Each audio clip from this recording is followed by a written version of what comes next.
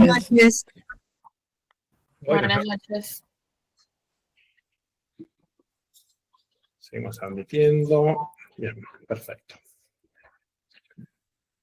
Bueno, ¿qué nos acordamos de la última clase? A ver, ¿se acuerdan que estuvimos viendo, no? Segmentación. Correcto. ¿Y en dónde habíamos quedado lo último? En nivel... Geográfico. Casi, cerca. Está bien, muy bien. Nivel socioeconómico aplicado a la parte... Bueno, es una forma de decirlo, está muy bien. Perfecto. Voy compartiendo la pantalla. A ver... Más o menos por acá. Ah, de paso les voy a ir compartiendo...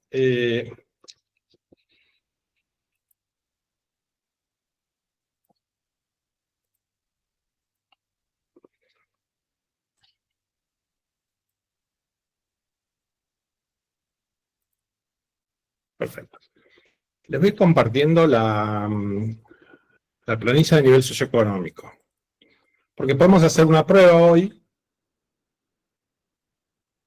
¿A dónde la tengo? Por acá. Bien, por acá.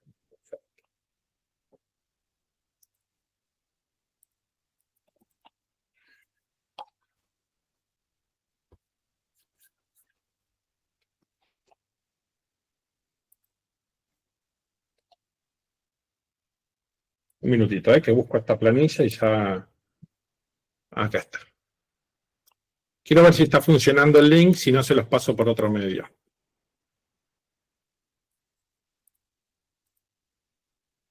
Un minuto,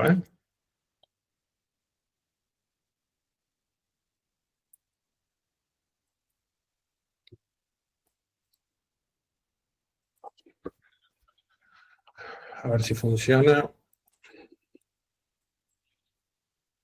Perfecto. Ahí se lo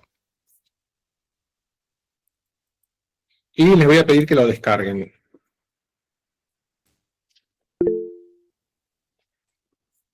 Vayan descargándolo.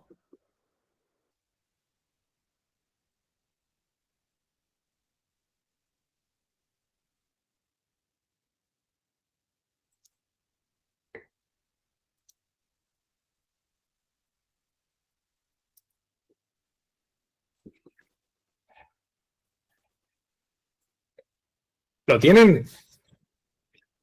Es un PDF que tienen que descargar. Bueno, sí. Igualmente sí. No hace falta llenar cosas ni nada, va a ser bastante sencillo completarlo. Lo que pueden hacer con un no hace falta que lo impriman, nada, pero se lo pueden ir anotando. Ahora les voy a contar cómo. Esta es una forma de medir el nivel socioeconómico, lo que vimos la última vez, de las más sencillas y una de las más tradicionales. Hay otras formas, incluso hay formas en donde se utiliza el lugar donde uno está entrevistando, cuando uno va a la casa. Bueno, hay varios sistemas para poder medir. Pero este es uno de los más utilizados porque tiene la ventaja de que hace preguntas muy ligeras, como muy sencillas, que todo el mundo va a querer contestar. Entonces no genera como estrés a la persona que le preguntamos. Bien. Voy a completar lo mismo que están viendo ahí. Correcto. Bueno, la idea, ya que está, si no lo voy a poner en un... lo voy a poner más grande. La idea es que uno de ustedes se ofrezca como encuestado. ¿Quién se anima a ser encuestado? Puede mentir, puede mentir en todo, puede no decir absolutamente ninguna cosa cierta. Todo puede ser mentira. Lo importante es que se ofrezcan y a partir de ahí podemos hacer como si fuera una entrevista. ¿Quién se anima? Yo me animo. Excelente. Natalia. Buenísimo. Sí. Bueno. Ahora empezamos un minutito, voy a poner la planilla más grande y ya empezamos. Saco esta. Acá está. Perfecto. Bien. Típicamente cuando uno hace una encuesta, lo que intenta es que la persona que está contestando, es decir, el entrevistado, se sienta lo más cómodo posible. Con lo cual vamos a intentar hacerle preguntas siempre orientando la respuesta, pero sin intervenirlo demasiado. Bueno, esto van a ver que se basa en datos básicos. ¿Y cómo llegamos a la conclusión? Van a ver que cuando terminamos vamos a saber el nivel socioeconómico de la persona que entrevistamos. Natalia, inventate lo que quieras, no pasa nada. Que lo importante es el proceso, no saber tu nivel socioeconómico. Entonces, en un punto no es Profe, que... perdón. Sí. Sí. Hay una persona, Brenda, se llama, que está esperando para aceptarla. Perfecto. Ahí les doy acceso y ya que estoy, ya tomó listo. Así ya completamos esa parte. Perfecto. Bien. Entonces, lo que intentamos cuando queremos deducir los niveles socioeconómicos en un conjunto de personas, por ejemplo, en la población del país, es sacar datos de esa población. Por ejemplo, empezamos a ver cuánto gana, qué trabajo tiene, qué capacidad adquisitiva, qué tipo de cosas compra. Empezamos a ver elementos que sabemos que pertenecen a cada nivel socioeconómico. Pero como sabemos que no le podemos hacer las preguntas obvias, como cuánto dinero ganás, y cosas así que pueden llegar, qué cosas tenés, qué bienes poseés, no le podemos preguntar dónde tiene una cuenta o cuánto dinero tiene el banco, porque es muy complicado. Lo que hacemos es, encontramos esas personas que sí nos pueden contestar, supongan una muestra de unas 3.000 personas, y tratamos de encontrar factores comunes. Por ejemplo, agrupamos esas 3.000 personas en niveles socioeconómicos, C1, C2, C3, D1, D2, y vemos qué cosas en común tienen cada uno de los grupos internamente. ¿Se acuerdan cuando veíamos segmentación? ¿Qué lo hace homogéneo ese grupo? Cuando encontramos esos factores decimos, bueno, esto es lo que define este grupo. Y esto es lo que vamos a buscar acá. Lo que hacemos es una especie de ingeniería inversa. Es como comprarte un electrónico, desarmarlo y ver de qué está compuesto. Bueno, eso es lo que se hizo y a partir de ahí vamos a deducir ese nivel socioeconómico. Como toda estadística, como les decía la otra vez, puede fallar. Digamos, hay puntos de corte. A veces uno dice, bueno, esta persona tiene más nivel educativo, entonces tiene un mejor nivel socioeconómico. En general, casi siempre es así. Pero esto es como una campana de Gauss, ¿no? El 90% de los valores van bien, pero el resto pueden caer en cualquier lado. Ok, pero tiene un nivel de confiabilidad bastante elevado. Entonces, vamos a empezar con Natalia preguntándole algo simple. ¿Cuántas personas en total viven en total? 2. 2 personas. Y de esas personas, ¿cuántas aportan algún ingreso? Los 2. Los 2. Natalia me podría haber preguntado qué es un ingreso o cualquier otra cosa, o lo que hacemos habitualmente cuando el público tiene alguna particularidad, por ejemplo, trabajamos con mucha tercera edad o personas que están en otro país y demás, le vamos a hacer preguntas adicionales, le vamos a hacer aclaraciones adicionales, como por ejemplo decirle, ingreso es cualquier cosa que perciban mensualmente de forma continua, de lo cual puedan depender, pero no se incluye subsidios del Estado, de ningún tipo. Sí jubilaciones, sí pensiones, alquileres, dinero que te pasan tus padres para estudiar, todo eso vale, siempre y cuando sea constante, pero no un subsidio del Estado. Por eso lo preguntamos después. Ok. Como me dijo 2,2, ahora vamos a establecer la relación de aportantes, que lo vamos a hacer con el cuadrito que está a la derecha. Vieron que dice cantidad de aportantes, acá, y cantidad de miembros. Entonces, como me dijo 2,2, nos va a dar el número 3. ¿Correcto? Okay. Número 3. Cada uno de ustedes hace el número. Si tienen 4 personas viviendo en la casa y 2 aportan, les va a dar un 2 probablemente. Sí, da un 2. Entonces ya tienen la relación de aportantes. Cada uno puede ir haciendo su propia cuenta. Bien, la siguiente pregunta que vamos a hacer es respecto a otra persona diferente. Respecto al principal soporte del hogar. Y yo le voy a explicar a Natalia, a partir de ahora vamos a hablar del principal sostén del hogar. Esta persona es la que más dinero aporta al hogar, sin importar quién sea. No es importante si es la persona mayor, si es la mujer, si es el hombre, si tiene un trabajo de mayor categoría. Lo que importa es quién gana más, quién pone más dinero en la casa.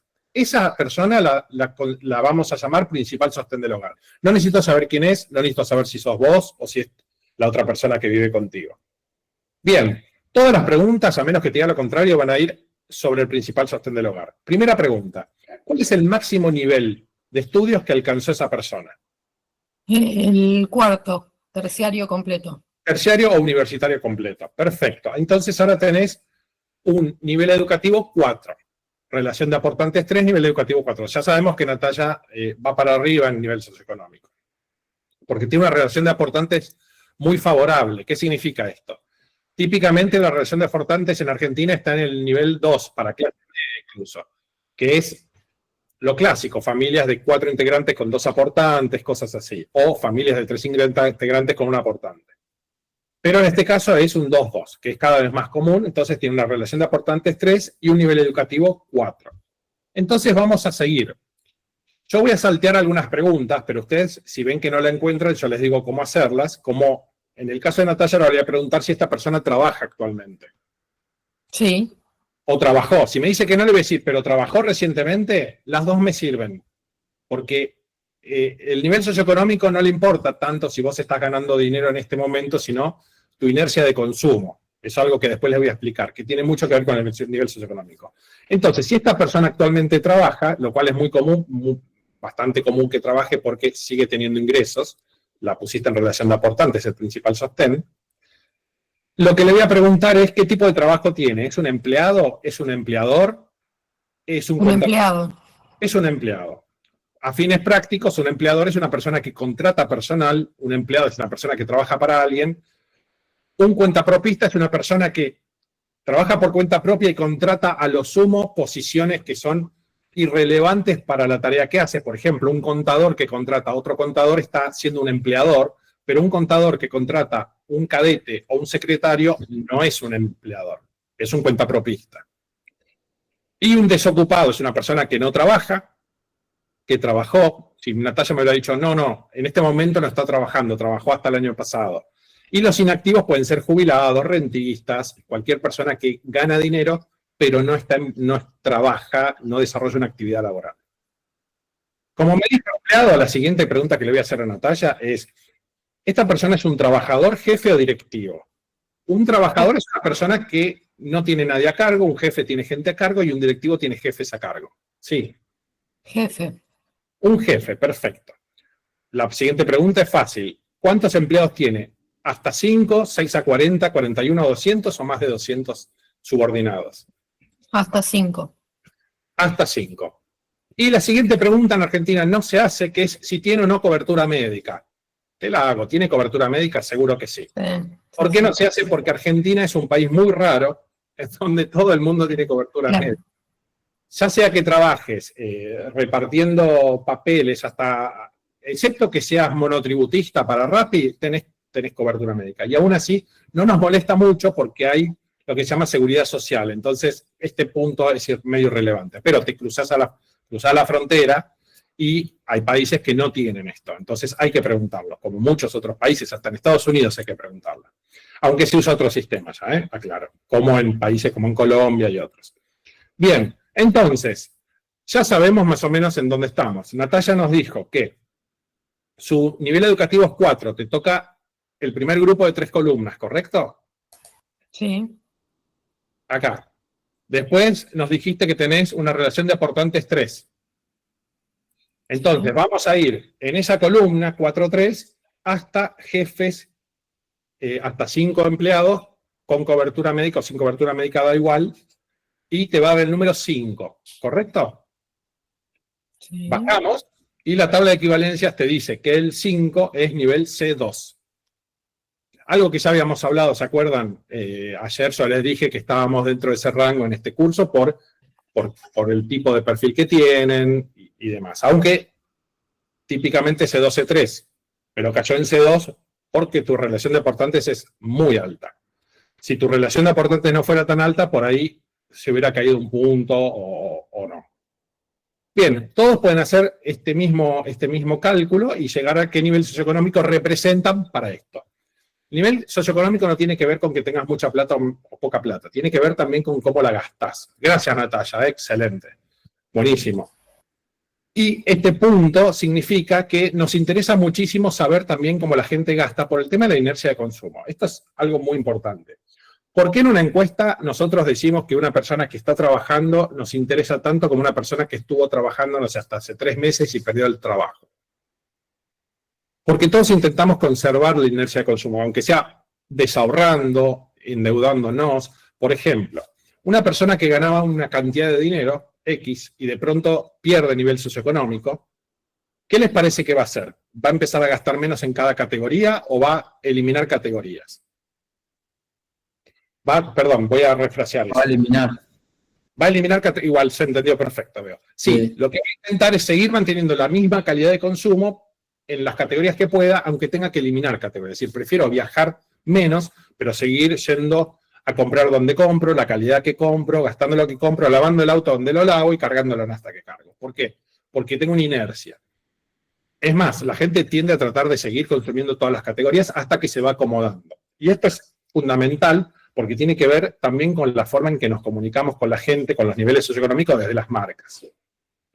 Por eso una buena planificación tiene en cuenta el nivel socioeconómico más allá del poder adquisitivo, que no significa que no sea importante. Otro punto también puede pasar a la inversa. Cuando una persona tenía un nivel adquisitivo y de pronto sube de repente, la tendencia de la gente es a comprar más. No necesariamente mejor. Después se va acomodando, pero típicamente empezás a comprar más. Porque tenés típicamente lo que se llama, estoy diciendo típicamente 20 veces, tenés un consumo demorado. En donde, ¿vieron lo que pasa cuando uno está ahorrando, le falta plata, empieza a sentir que no puede comprar nada y tiene como esa sensación de que necesita salir a comprarse algo, aunque sea una ropa, un algo, salir a comer, es decir, darse un gusto, atenderse? Bueno, eso es normal, parte de nuestra psicología. Y justamente cuando uno incrementa su capacidad adquisitiva, de repente, lo más probable es que, en cambio de mejorar la calidad de lo que consume, trate de incorporar más categorías de consumo. Hacerse un viaje, comprarse un coche, comprar un electrodoméstico nuevo. Y eso también importa en la psicología del consumo que tiene la gente. Todos queremos pensar que somos únicos y toda la comunicación nos vende que somos únicos, pero la realidad es que tenemos patrones de comportamiento muy similares entre nosotros, extremadamente similares. Bien. Entonces, lo que hicimos recién fue básicamente esto. Las preguntas de ajuste no las hacemos porque, naturalmente, Natalia, mira, justo dio con todo lo que se considera como más de clase media, más normal, que es, más normal entre comillas, que es tener un trabajo, ser empleado, tener un nivel educativo alto, es decir, por lo menos secundario completo, y una relación de aportantes de 2 o 3. Entonces, encajo acá. Pero si me hubiera dado datos que me hubieran mostrado que está en un nivel socioeconómico muy bajo, como un D2, yo le hubiera tenido que preguntar, por ejemplo, por su casa, si tiene el baño adentro o fuera de la casa. Si ella me lo ha dicho afuera, automáticamente hubiera quedado excluida del D2 y hubiera caído en el E, hubiera caído en una clase marginal. Lo mismo que si me hubiera dicho, no tenemos ingresos, yo le hubiera dicho, bueno, recibí subsidios del Estado, lo van a ver que está ahí en la planillita. Si recibe subsidios del Estado y son el componente mayoritario de su ingreso, no el componente, no necesariamente tiene que ser el único, y tiene que ser mayoritario, no puede ser un componente menor, no porque yo reciba 200.000 pesos del Estado, si tengo un sueldo de 600.000, no cuenta, también va a caer en una clase de 2 o marginal, dependiendo la proporción. Y de esa manera se encaja. Este sistema funciona bastante mal con la clase alta, es decir, no es funcional, no funciona bien, siempre es una crítica que se le hace, pero la verdad, las probabilidades que te cruces con clase alta con una encuesta en la calle o en hogares son casi nulas. Bien. Discúlpame. Sí. Yo me perdí un poco en cómo llegas No hay problema. de la respuesta que te da y seleccionas el número a la equivalencia Bien, lo hacemos. en el nivel. Decime hasta dónde llegaste. No, entiendo cómo fueron respondiendo, pero cómo a partir de las respuestas que te dio llegaste a que es esa equivalencia. Porque voy corriendo, yo hablo rápido.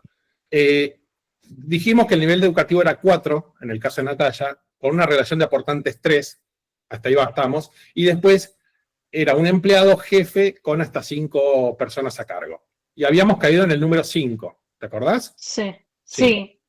Bien. Cuando voy abajo, tengo la equivalencia para la tabla. Y el 5 es el C2. Sí.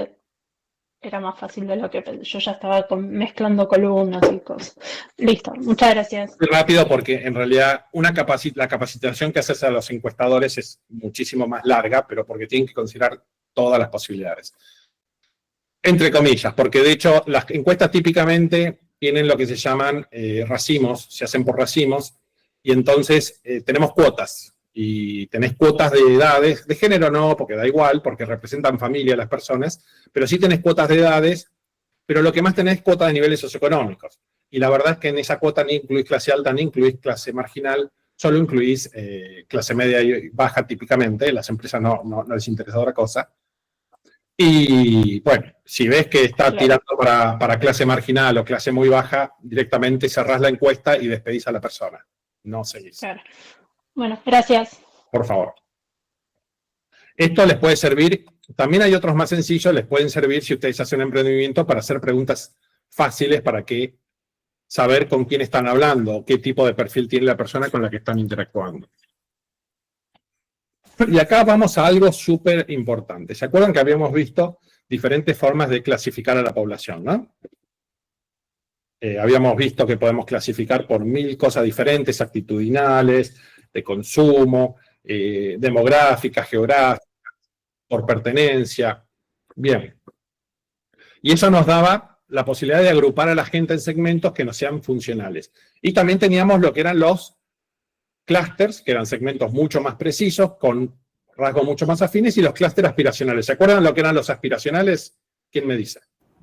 Lo que uno quiere ser.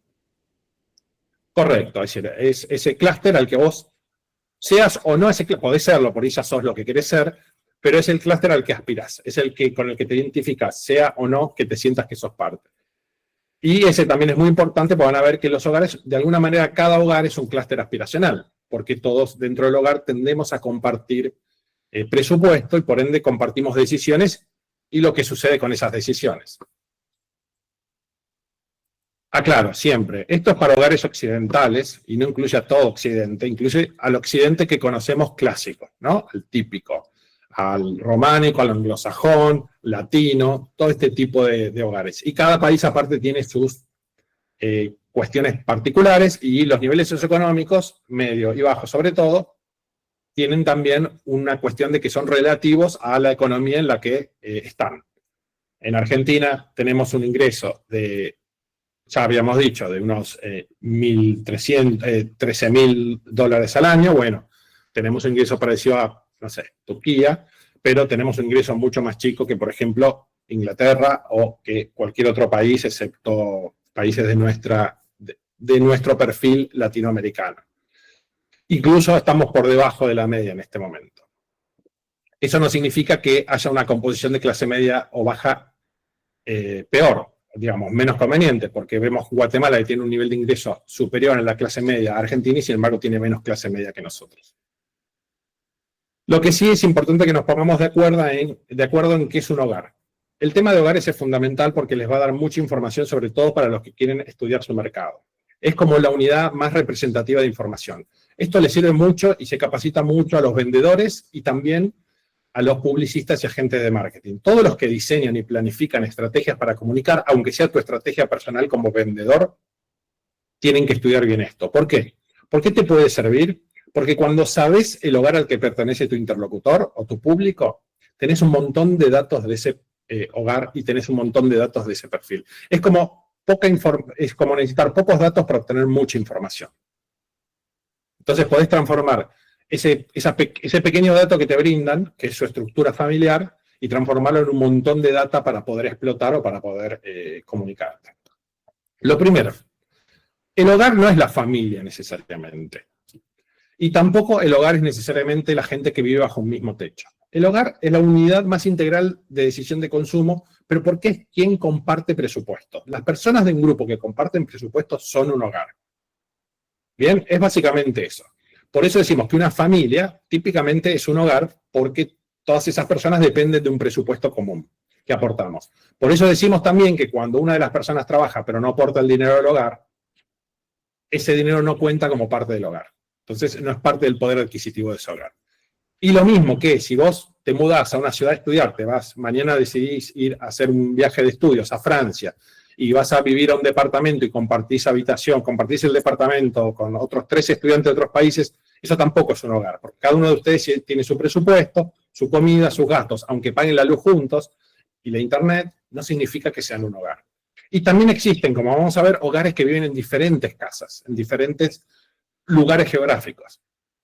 El punto es que a nivel decisional, el hogar es el que comparte presupuesto. ¿Qué nos importa a nosotros? Las personas que se influyen entre sí, que son como microclusters. Son como microclústeres que a la vez son clústeres aspiracionales que tienen decisiones. Ahí es donde nosotros nos enfocamos. Es el principal generador de insights, uno de los principales. Diría que el segundo después de los grupos sociales, de las tribus. ¿Saben lo que son los insights, no? La generación de insights. Perfecto. Entonces, esos insights son fundamentales porque en la medida en que vos conocés los insights de un hogar tipo, es muy probable que puedas deducirlos de otro hogar de similares características. Entonces, en investigación de mercado los vamos a estudiar siempre como una unidad, igual que en... Un minutito. Bien. No vamos a entrar en un montón de detalles. Hogares hay literalmente cientos. Depende a quién lean, pueden llegar hasta más de 1000. Los que nos vamos a enfocar son en los principales, en los que son más representativos en términos de crecimiento. Los clásicos, el doble ingreso con hijos y cosas así, o el monoparental, todo ese tipo de hogares que son súper conocidos, y otros menos conocidos, pero que al haber crecido tanto en los últimos tiempos son fundamentales para el análisis. Obviamente, cuando los estudiamos hay diferentes formas de estudiar los hogares, pero lo que nos importa es la información que nos brindan. Tenemos la posibilidad de clasificarlos, es decir, clasificar las características del hogar por factores hard, como puede ser el ciclo de vida, es decir, en qué punto de su crecimiento están. No es lo mismo un nido vacío, que son personas mayores, que tuvieron hijos y se fueron, que un doble ingreso con hijos que está recién empezando. Un doble ingreso sin hijos está recién empezando. Por supuesto, tenemos ahí un ciclo de vida familiar que los diferencia muchísimo, el nivel socioeconómico es esencial, van a ver que hay hogares que casi no se pueden diferenciar de su nivel socioeconómico, mientras que otros pueden tener cualquier nivel socioeconómico. Después también tenemos elementos soft, y estos son los que suelen influir mucho más, porque si bien los otros determinan una base, estos impactan muchísimo, y vamos a ver que hay muchos elementos que caracterizan a los diferentes hogares. De hecho, yo les voy a ir preguntando en algunos hogares qué les parece que caracterizaría este hogar, si ustedes tuvieran que deducirlo. Vamos a empezar por la intuición, pero no se estudia como intuitivamente esto. Lo pueden estudiar desde las estadísticas. Porque por suerte, si bien no hay una estadística que se actualice permanentemente, esto no hace falta, porque los hogares son estructuras que permanecen en el tiempo con sus características, no evolucionan demasiado. Lo que sí pasa es que aparecen hogares nuevos, aparecen subestructuras. Por ejemplo, tenemos hogares unipersonales, pero dentro de los unipersonales tenemos el soltero que vive solo, y también tenemos a un monoparental, que es una persona que vivió con alguien, se separó y ahora vive solo. O tenemos la persona que perdió a su pareja, por ejemplo, un nido vacío en donde una de las personas se fue. Tenemos un montón pero después hay un montón más que van a ver, les voy a mostrar un montón, solo para que los vean, que son como desprendimientos de los hogares titulares. Bien. Entonces, acá les voy a mostrar unos varios. Y les voy a preguntar en algún momento, a ver quién me dice primero, cuál es el hogar que tiene ceteris paribus, es decir, dadas todas las, mantenido todo lo demás fijo, más poder adquisitivo típicamente. Cuidado, cuando analizamos los hogares estamos manteniendo todas las otras variables fijas. Significa que no estamos evaluando los hogares por cuánto ganan, o si justo en este hogar una de las personas gana más que la otra. Es obvio y sabemos todos que un hogar, por ejemplo, un ingreso simple con hijos, que es el hogar clásico, que no es el mayoritario hoy, le llamamos hogar cartón de leche, porque es un tradicional. Puede ser que la persona que tiene el ingreso mayor, que en este hogar es típicamente el hombre, van a ver que cuando es la mujer es un común desprendimiento de este hogar, pero es extremadamente, mayoritariamente el hombre, sobre todo en nuestra cultura. Puede ser que en un hogar gane 100.000 y en otro hogar gane 10 millones. Eso se entiende, pero vamos a hacer el análisis manteniendo esas variables separadas. No hay mucho que decir, digamos. Es un hogar sencillo en donde básicamente tiene un promedio de hijos que responde a la media de cada país. ¿Cuánto les parece que es el promedio nacional de hijos? Se calcula siempre por mujer, no por familia. ¿Cuál es el promedio de Argentina? 2, creo. 2, sí. Vino para 3, pero me parece que es 2. ¿2 o 3 decís? ¿Quién me da otro número? 1. 1. Entre 1 y 2. Entre 1 y 2, ¿qué más? ¿Qué otro número me dan? Sí, entre 1 y 2. Sí, entre 1 y 2, qué piola. Sí, entre 1 y 2. 1 y medio. 1,5. Bueno, ahí está, jugate. Luis se jugó, 1,5, 1,5. Bien. Bueno, es 1,5, efectivamente. Y en el 2001, no, perdón, es 1,4 ahora, porque ya apareció la nueva estadística, 1,4, y en el 2001 era 1,7, con lo cual venimos en descenso. No estilo europeo, ¿no? Que llegan a un punto en donde es tan bajo que tiene un crecimiento negativo de la población. En nuestro caso todavía estamos creciendo en positivo. Pero es un número pequeño. 1,4 es pequeño. Para que sea, digamos, positivo debería estar un poquito por encima de un 2, un 2,4, un 2,3, algo así. Para compensar las muertes, compensar las familias que no tienen, las mujeres que no tienen hijos y demás. Bien. ¿Qué les parece que un hogar SIC tiene como características? Primero, hay cuestiones obvias, ¿no? Puede tener uno o más hijos, tiene una sola fuente de ingresos. Empecemos a hablar. ¿Cómo es el presupuesto de esta familia? Esto es para tirar unas ideas, ¿eh? No vamos a hacer mucho con este hogar porque la verdad es que es muy aburrido. ¿Qué les parece? Y medio alto, va, no sé, medio. ¿Qué más? Presupuesto medio. Bueno, la respuesta te la doy porque total estamos empezando. Tiene un presupuesto ajustado típicamente. Lo que Sí. se espera de un SIS es presupuesto ajustado, no tiene libertad de gasto, no tiene una libertad presupuestaria.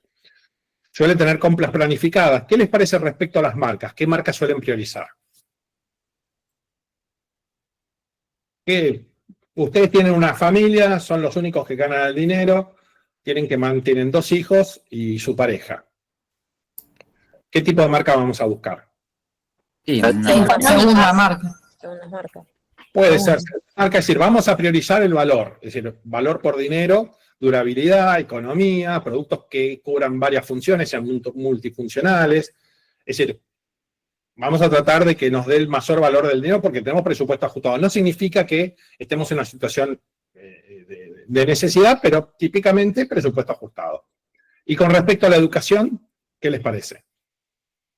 ¿Qué buscamos? ¿Buscamos el Washington Poor o qué? No, una educación con subsidio, puede ser pública o religiosa Bien. con subsidio. Buscamos una educación accesible, puede haber esta actividad extracurricular, pero bueno, es bastante obvio. No vamos a entrar en qué le ofreceríamos y demás, porque eso lo vamos a ver más con la siguiente familia. La DISC, o doble ingreso con hijos. Y ahora voy a hacer 2 o 3 preguntas muy obvias. ¿Quién gana más? ¿Quién tiene más poder adquisitivo, la anterior o esta? Ahora es obvio esto, ¿eh? Vamos a ver cómo va esto. Esta, ¿por qué? Doble ingreso. Porque, claro, trabajan los dos. Sí, eso es una obviedad, pero ¿por qué? También es obvio, pero ¿por qué tiene más poder adquisitivo? ¿Qué es lo primero que nos comentó Natalia cuando hicimos la medición de nivel socioeconómico? Le da más alto el coeficiente. Exacto, tiene una relación de aportantes superior, es decir, hay la misma cantidad de integrantes, pero ahora duplicamos la cantidad de ingresos. Esto significa que vamos a estar pagando las mismas categorías de consumo que la familia anterior. Cuidado porque acá es obvio, pero después esto se complica. Las mismas categorías de consumo, pero con el doble de ingresos.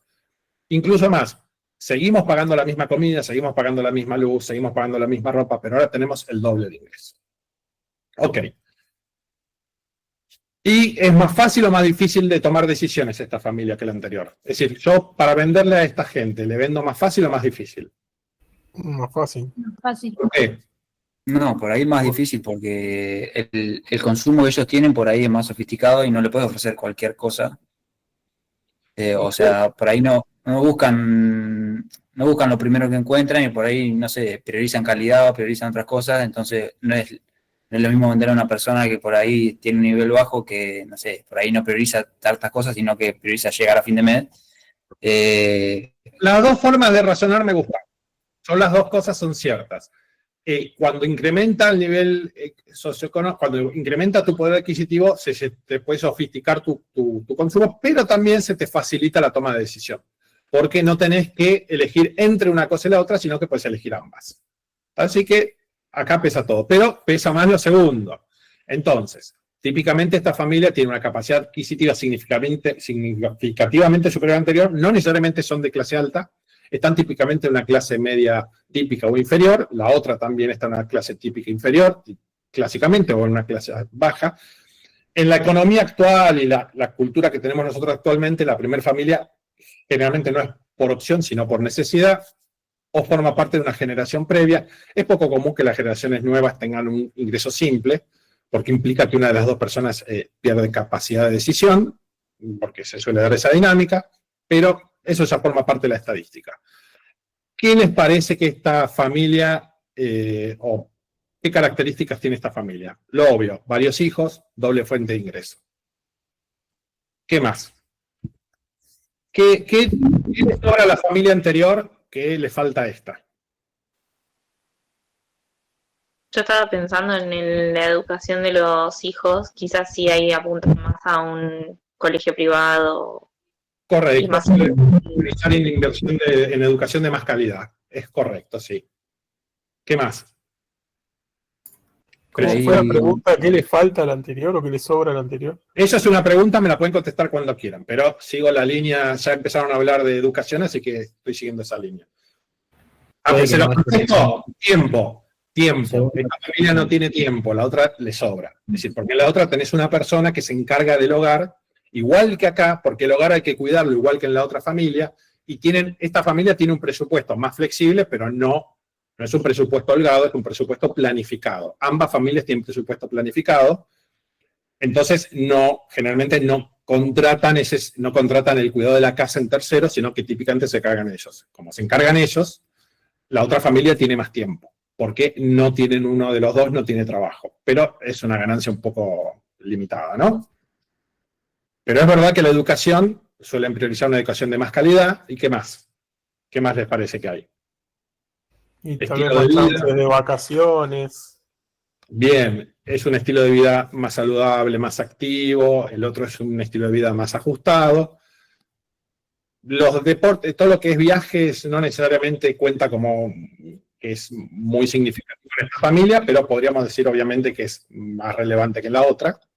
Pero ¿qué más? ¿Qué más ven? El consumo, las marcas. Primeras. Y sí, más elevadas que las anteriores. Ojo, no nos volvamos locos, que el presupuesto sigue siendo un presupuesto planificado. Decimos presupuesto planificado cuando no tenés presupuesto holgado, cuando no podés ser redundante en tu consumo, cuando tenés que cuidarlo. Es decir, llegás a fin de mes porque sos cuidadoso, no porque tenés un exceso presupuestario. No lo piensen como, esto no se calcula mes a mes. También hay que salirse un poco de la cultura local exclusivamente. Cuando vos tenés exceso presupuestario, no significa que vos no te vas a pasar en un mes. Significa que si vos te excedés en este mes, te cubrís el siguiente, sin problema. Esto significa tener holgura en tu presupuesto. Una persona que gana mucho puede en un mes pasarse y saturar las tarjetas y endeudarse, pero lo compensa. Un presupuesto planificado no tiene esa capacidad. ¿Por qué? Porque la mayoría de su presupuesto está comprometido. Entonces te queda poco para disponer. Y esto es lo que sucede cuando vos tenés hijos, por ejemplo, o cuando tenés responsabilidades imposibles de renunciar. Vos no podés renunciar a la educación de tus hijos, no podés renunciar a la ropa de tus hijos, pero si vivieras solo podés renunciar a casi todo, podés disponer de casi todo. Esa es la lógica. Bien, de marcas entonces, ¿qué me decían? O sea, tal vez más elevadas que la anterior, pero no se van a ir a marcas de lujo.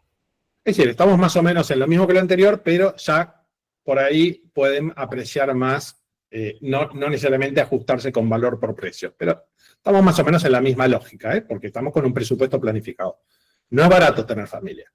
Bien. Sí es verdad que también esta familia probablemente tenga más conexión tecnológica, más acceso a la tecnología. Es típico que una familia con más holgura presupuestaria es muy probable que sea de las que le compran el iPhone al hijo, aunque sea les pasan su iPhone o les pasa su smartphone Samsung, a diferencia de otras que tienen que comprar el celular más económico y no pueden andar dándose el hueco. Por ejemplo, por ahí hasta el papá o la mamá están con el mismo teléfono 5 años. Pero, ¿qué les parece que puede implicar en términos de marketing todo esto? ¿Qué les parece? A grandes rasgos. ¿Qué le ofrecerían? ¿Cómo les comunicarían a esta familia? ¿A qué apelarían? A los hijos. Muy bien. Es decir, apelarían a los valores familiares, por ejemplo, a la emocionalidad. Perfecto. Tiempo de calidad con los hijos. ¿Qué más? Es decir, buscamos la conexión emocional. a la conveniencia tal vez, al no tener tanto tiempo, a tanta fluidez, algo conveniente, fácil. Característica esencial de esta familia, excelente. Conveniencia y eficiencia. El tiempo para estas familias es un recurso extremadamente valioso, no tienen tiempo. A diferencia de la otra, esta tiene mucho menos tiempo. Entonces, te tenés que enfocar en ofrecer productos que te ayuden a simplificar tu vida cotidiana, alimentos listos para consumir, entrega a domicilio, todo ese tipo de cosas. Perfecto. Vieron que uno puede ir deduciendo cómo te conectás a nivel comercial, cómo te conectás desde la planificación con una familia solo por el hecho de pertenecer a un tipo de hogar. Bien, empecemos a complicarlo un poco. Hogares monoparentales. Un hogar monoparental típicamente es una persona con hijos. Es decir, no es un hogar unipersonal, pero con hijos. Esos hijos pueden ir y venir, pero siguen estando ahí los hijos. Ok. ¿Qué me pueden decir de un hogar monoparental? Menos tiempo todavía. Menos tiempo todavía. Es decir, ¿se parecería al primero o al segundo? Y al segundo con menos tiempo. ¿Y a quién se parece más en presupuesto? Al primero. No, presupuesto El primero. ¿Por qué? En el primero teníamos una relación de ingresos de adultos 1 a 2 más niños. Y acá, es decir, de un ingreso cada 2 personas. En la segunda tenemos un ingreso por adulto más niños. Y en este... Sí, acá tendrías un adulto menos, si vas al caso. Pero hay que ver si no sé, hubieran ido vacío porque se había ido porque se habían fallecido, o capaz que vive en otro lado y mantiene a los hijos. No sé si eso cuenta como ingreso. A ver, puede contar o no. Estás diciendo que tengan una pensión, pero no vamos a entrar en ese detalle. Ok. Así, pues refinamos mucho. Porque aparte hay un hogar específico que es el nido vacío roto, o tiene un nombre, está mal traducido, pero es básicamente el nido vacío roto cuando muere uno de los integrantes de la familia. Pero en este caso es un monoparental, tiene un sueldo por adulto, es decir, igual que en el segundo caso, 1 por 1. Un ingreso a un adulto, en el otro también es 2 ingresos adultos. Pero podemos decir que a pesar de que tiene un ingreso por adulto, es más o menos fuerte que el segundo hogar, que el doble ingreso con hijos. Menos. Menos capacidad adquisitiva, ¿pero por qué? Porque es un solo ingreso por un solo adulto y tiene 2 chicos, o sea. Sí, pero Porque lo es mujer mantienen también. los 2 adultos. Cuando hay dos hogares, lo mantienen los 2 adultos. No digo que sea el caso. Estoy dando un caso hipotético solo para llevarte la contra. Porque hay una razón de más peso por la cual es menos fuerte que el grupo anterior. Puede ser porque es mujer y tiene menos ingresos por eso. La foto es porque esta quedaba más linda, puede ser hombre. Ok. Podría Porque ser. se tiene que encargar de estar con los chicos y también de trabajar. Vamos a ir por partes, porque ahora lo que les voy a decir van a ver que es una característica típica. Fíjense que estoy excluyendo el tema de esa pensión, excluyendo el tema del género e incluyendo lo que es típico en estos hogares, que cuando tienen hijos también hay otro adulto que aporta a ese hogar. Lo excluyo ¿por qué? Porque no son factores determinantes, nada más. Acá lo que tienen, y como van a tener los otros hogares, es que a pesar de tener un ingreso, sigue habiendo un solo hogar y siguen teniendo categorías que las tienen que consumir de la misma manera que en el otro. Seguís teniendo que pagar el alquiler, la luz, internet, y sigue valiendo prácticamente lo mismo si tenés 2 ingresos que si tenés 1. ¿Se entiende? Como veíamos en el caso del SISC versus el DISC, que es el ingreso simple con el ingreso doble. Seguís teniendo una casa, pero tenés que pagarlo con un ingreso. Y en el otro seguís teniendo una casa, pero pagas con 2 ingresos. Eso te da mucha holgura presupuestaria en comparación. En este caso, es verdad, tienen la misma relación de ingresos, pero también tienen una casa entera que mantener. Con lo cual hay muchos gastos que se duplican.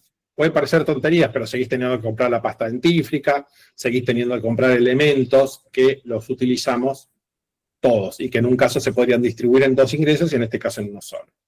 Bien, van a ver que van a empezar a ver que en los hogares esto empieza a ser un factor.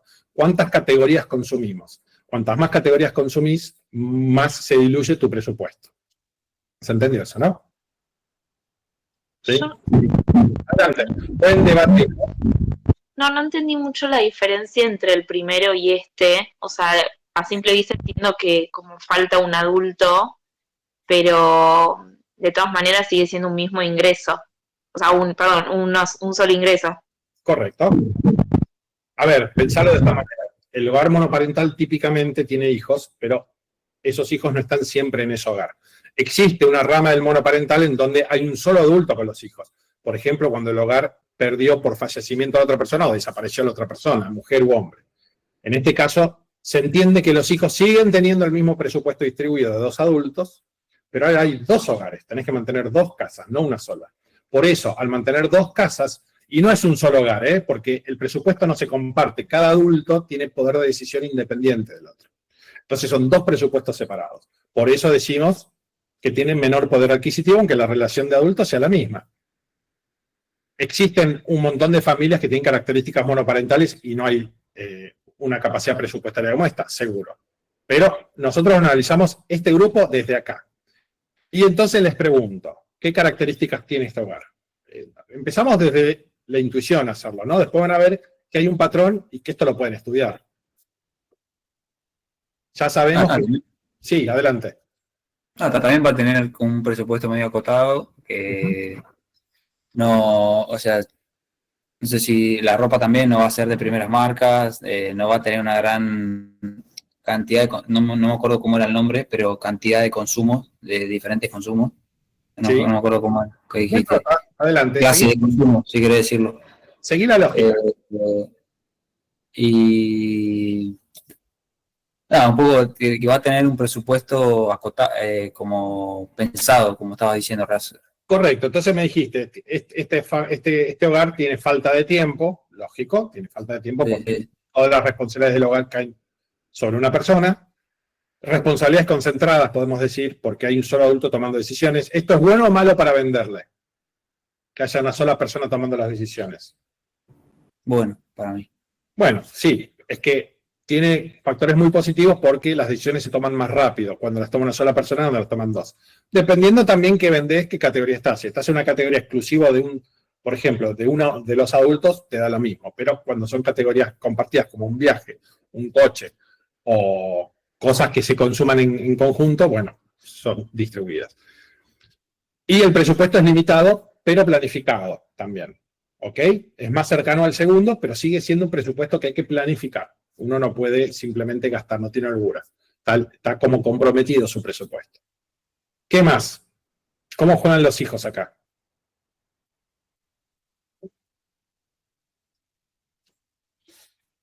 Piensen en los hijos como un estímulo de consumo también.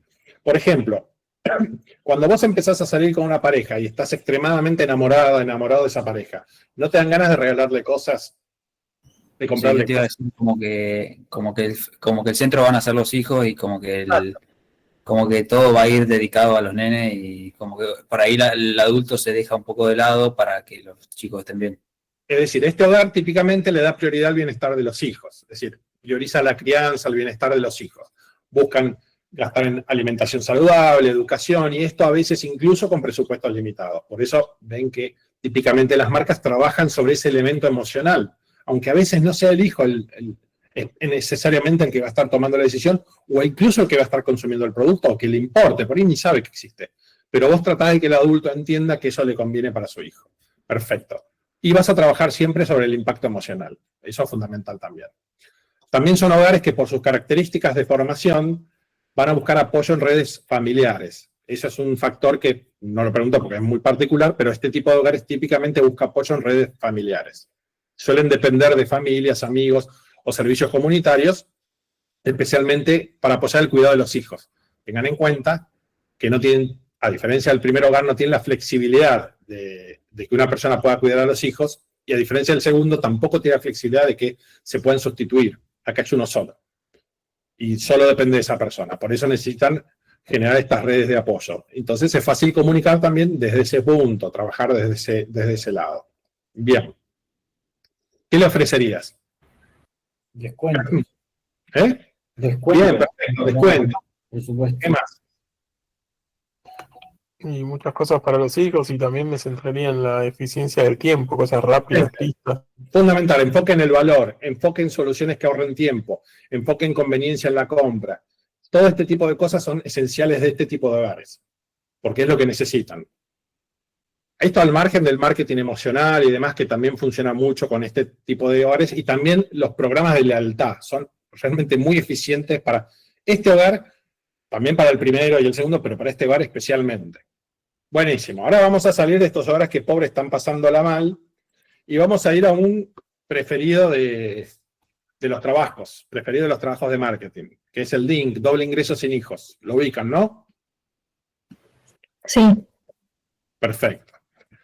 Y acá empezamos a trabajar sobre un concepto que es hogares de transición. Hay hogares que son de transición y hogares que son de destino. De transición significa que, por ejemplo, el hogar unipersonal es de transición típicamente porque todos típicamente vamos a vivir solos y después nos ponemos en pareja o convivimos con alguien. Típicamente, hoy en día. No era común antes, es común ahora. Se comprende, ¿no? Entonces decimos, el unipersonal, hay muchos hogares unipersonales de gente que vive sola, pero de transición.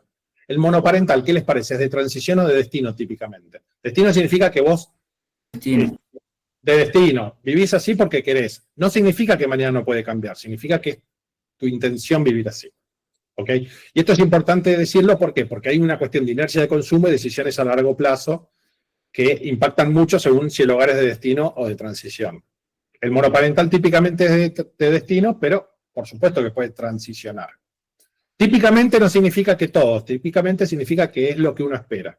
El doble ingreso sin hijos, ¿qué les parece? ¿Es de transición o de destino? Para mí hoy en día ambos. Hay muchas parejas que deciden no tener hijos y después, bueno, hay gente que tal vez ya vive juntos, todo, pero y planean a futuro. Está bien, sí, ambos son seguros, hay de los dos, pero tenés que jugar. ¿Cuál es el...? Y pero si tenés el 1,4 es de transición. Exacto, eso es lo que estoy diciendo, que se jueguen. Nunca van a ser números tan chicos igual, ¿eh?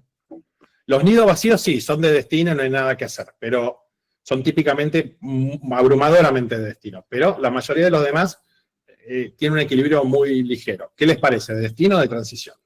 Transición. Transición. Ay, yo lo siento re de destino. Bueno, típicamente de destino. Es verdad que se los ve también de transición, pero tengan en cuenta que hay un elemento que es el que desempata. No estamos hablando de cantidad de hogares, típicamente, sino es que estamos hablando de cantidad de hogares en este momento. Entonces, ¿por qué típicamente de transición? De destino, porque los que son de destino permanecen en el tiempo y los que son de transición desaparecen rápidamente. Entonces, si yo formo un DINC sin hijos y a los 2 años tengo hijos, yo duré 2 años como hogar DINC. Pero el que es un hogar de destino DINC va a durar 20 o 30 años. Entonces, va a estar siempre contándome la estadística mientras que el otro me cuenta por un periodo muy corto. No significa que no haya más cantidad de gente que no quiere hijos que gente que quiere hijos. Aunque la estadística les dice que está ahí. De hecho, se analizan esta misma estadística en otros países, sobre todo países en economías más avanzadas, van a ver que la mayoría de los hogares son sin hijos. No significa DINC necesariamente, pero sí sin hijos. Igual todo esto puede cambiar de un día para otro. Esto es estadística, esto es algo que ustedes entran a internet, lo buscan y van a ver que les tira un número, por ahí al año siguiente ese número va variando un poquito, pasan a otro país y varía.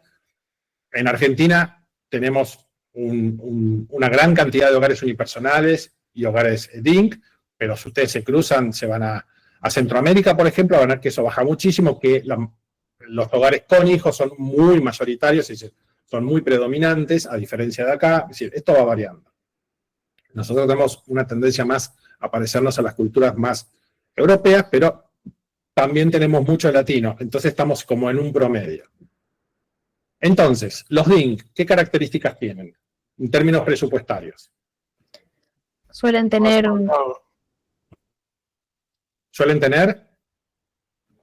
perdón, tal vez mayor capacidad de comprar cosas más caras. Por lo menos toda la gente que conozco yo tiende a ese tipo de estilo de vida. El hogar DINC no tiene un poquito más, tiene mucho más. Es muy superior en capacidad adquisitiva, en capacidad presupuestaria. ¿Por qué? Porque, ¿qué pasa? Si tenés un hijo, serás 40% más pobre, una cosa así. Eso es lo primero, sí. Pero ¿por qué pasa eso? Porque, sin ofender a los niños, ¿qué pasa cuando incorporás, Julio? ¿Qué pasa cuando incorporás un hijo en tu familia? Y bueno, vas a tener que planificar un presupuesto destinado a, digamos, cubrir las necesidades de tu hijo o hija y también para vivir vos, ¿no? Y ya con un ingreso reducido. Incorporás un montón de categorías nuevas. Claro. un montón. Híjole. Sí. Esa es la clave. Esta familia no tiene ninguna de esas categorías. No tiene gastos en ropa, no tiene gasto en colegio, no tiene gasto en educación. Por eso ese 40% queda libre. 40 o 27%, era un promedio, y ojo, habrá familias que gastan mucho más del 40% y hay familias que gastarán mucho menos del 27%. Las medias vieron cómo son, ¿no? Están ahí. Pero tal como está diciendo Julio, acá las categorías desaparecen, todas estas categorías para los niños, y algo que solemos decir de estas familias, les voy a dar este dato para que ustedes después me digan lo demás, son familias que dan prioridad a la carrera y al estilo de vida, tienen mucho más capacidad de gasto, y tienen un perfil mucho más egocéntrico, significa que están más orientados en el consumo y en la satisfacción personal. Y junto a otro hogar que van a descubrir después, son los que tienen el mejor nivel de vida, el segundo mejor nivel de vida, porque el otro hogar tiene más nivel de vida todavía. Y típicamente relegan los hijos, ¿ok? Es decir, no quieren hijos, por eso son de destino. Si fueran de transición, no sería en ese caso. Pero típicamente, como son mayoritarios, no quieren hijos. Es decir, quieren esta realidad. Entonces, considerando que son hogares con doble ingreso, sin la responsabilidad de criar a los hijos, con capacidad adquisitiva elevada, ¿qué me dirían de este hogar? ¿Cómo es el estilo de vida, el presupuesto? Tiene mayor consumo, de búsqueda quizás de calidad o... ¿Pero qué consumo? Más consumo, sí, está bien. Lo que pasa es que el más consumo tiene que ver con la cantidad de dinero que gastas. Yo estoy hablando de qué tipo de consumo. ¿Qué priorizas? ¿Qué tipo de compra? Viajes. Experiencias, sí. Correcto. ¿Qué más? Culturales. Culturales, restaurantes, tecnología de última generación, experiencias personales, como dijiste recién, y los viajes, productos de moda. Es decir, realmente tenés la capacidad de equivocarte, porque tu presupuesto te da para equivocarte este mes y corregir el siguiente. Es más clave la capacidad de corregir que el hecho de que tengas holgura presupuestaria, porque hace que no necesites planificar. Por eso decimos que el presupuesto de estos grupos típicamente no es planificado. Obviamente, ya les dije, ceteris paribus, si justo es una familia de dos que ganan en la mínima, bueno, van a tener que planificar hasta el último detalle. Pero típicamente suelen ser familias de C1, C2, clase media alta, clase media típica. Suelen tender a tener ese nivel de ingreso. Este grupo que estamos viendo acá, porque hay otros doble ingreso que no tienen doble ingreso sin hijos, que tienen características diferentes. Pero este tiene esta capacidad. Alta capacidad de ahorro e inversión, ausencia de hijos, tienen más capacidad para ahorrar en bienes a largo plazo. Y después, ¿qué más? Ya me hablaron del consumo. ¿Qué me pueden decir, por ejemplo, de la salud, del bienestar? Prepaga. Sí, por supuesto. Igual, el tener prepaga no es excluyente de los otros grupos, porque es verdad, por ahí no puedes tener OS de 410 o Galeno Platinum, pero podés tener un OS de 210, lo podés pagar tranquilo con un sueldo más o menos pasable. Igual ese grupo etario, ¿cuánto gasta en salud? ¿Qué te hace un análisis por año? No sé. Esto es algo, vamos por partes. Primero que, ¿por qué contratás? Esto es una dinámica, está bueno lo que planteás, porque... Pero la salud no es solamente el plan social que tenés, o sea, es también lo que comés, si haces actividad física, si tenés tiempo. Nos referimos específicamente a eso. Acá supuestamente lo deberían tener porque si bien trabajan los dos, después no tienen otra responsabilidad, pueden ir al gimnasio, pueden comer bien porque tienen presupuesto, es como que seguramente la salud sea buena. Pero la categoría salud en lo que sería canasta básica no necesariamente sería un gimnasio, o comprar una banana, unas cosas así. Sí, no, obvio. Esperen un minutito. Vamos a separar. Para hacerlo más fácil, separamos salud de inversión en no sé, bienestar personal, ¿ok? Suscripciones en gimnasios y eso también es algo común, productos orgánicos, todo eso obviamente es común de este grupo, pero también sabemos que invierten en salud. Vamos a tomar salud específicamente. Lo que dijo Julio, vas a tener 2 análisis en año, pero esto es algo que nosotros no nos damos cuenta mucho en nuestra cultura porque tenemos salud pública bastante desarrollada, nos guste o no nos guste los hospitales, la tenemos, con lo cual es redundante la obra social, pero complementa una salud que es deficiente, aunque es, cosa que es poco común. Fuera de países con seguridad social esto no existe. En la mayoría de los países del mundo no existe la seguridad pública, la seguridad social. Entonces, ¿por qué contratamos planes de salud?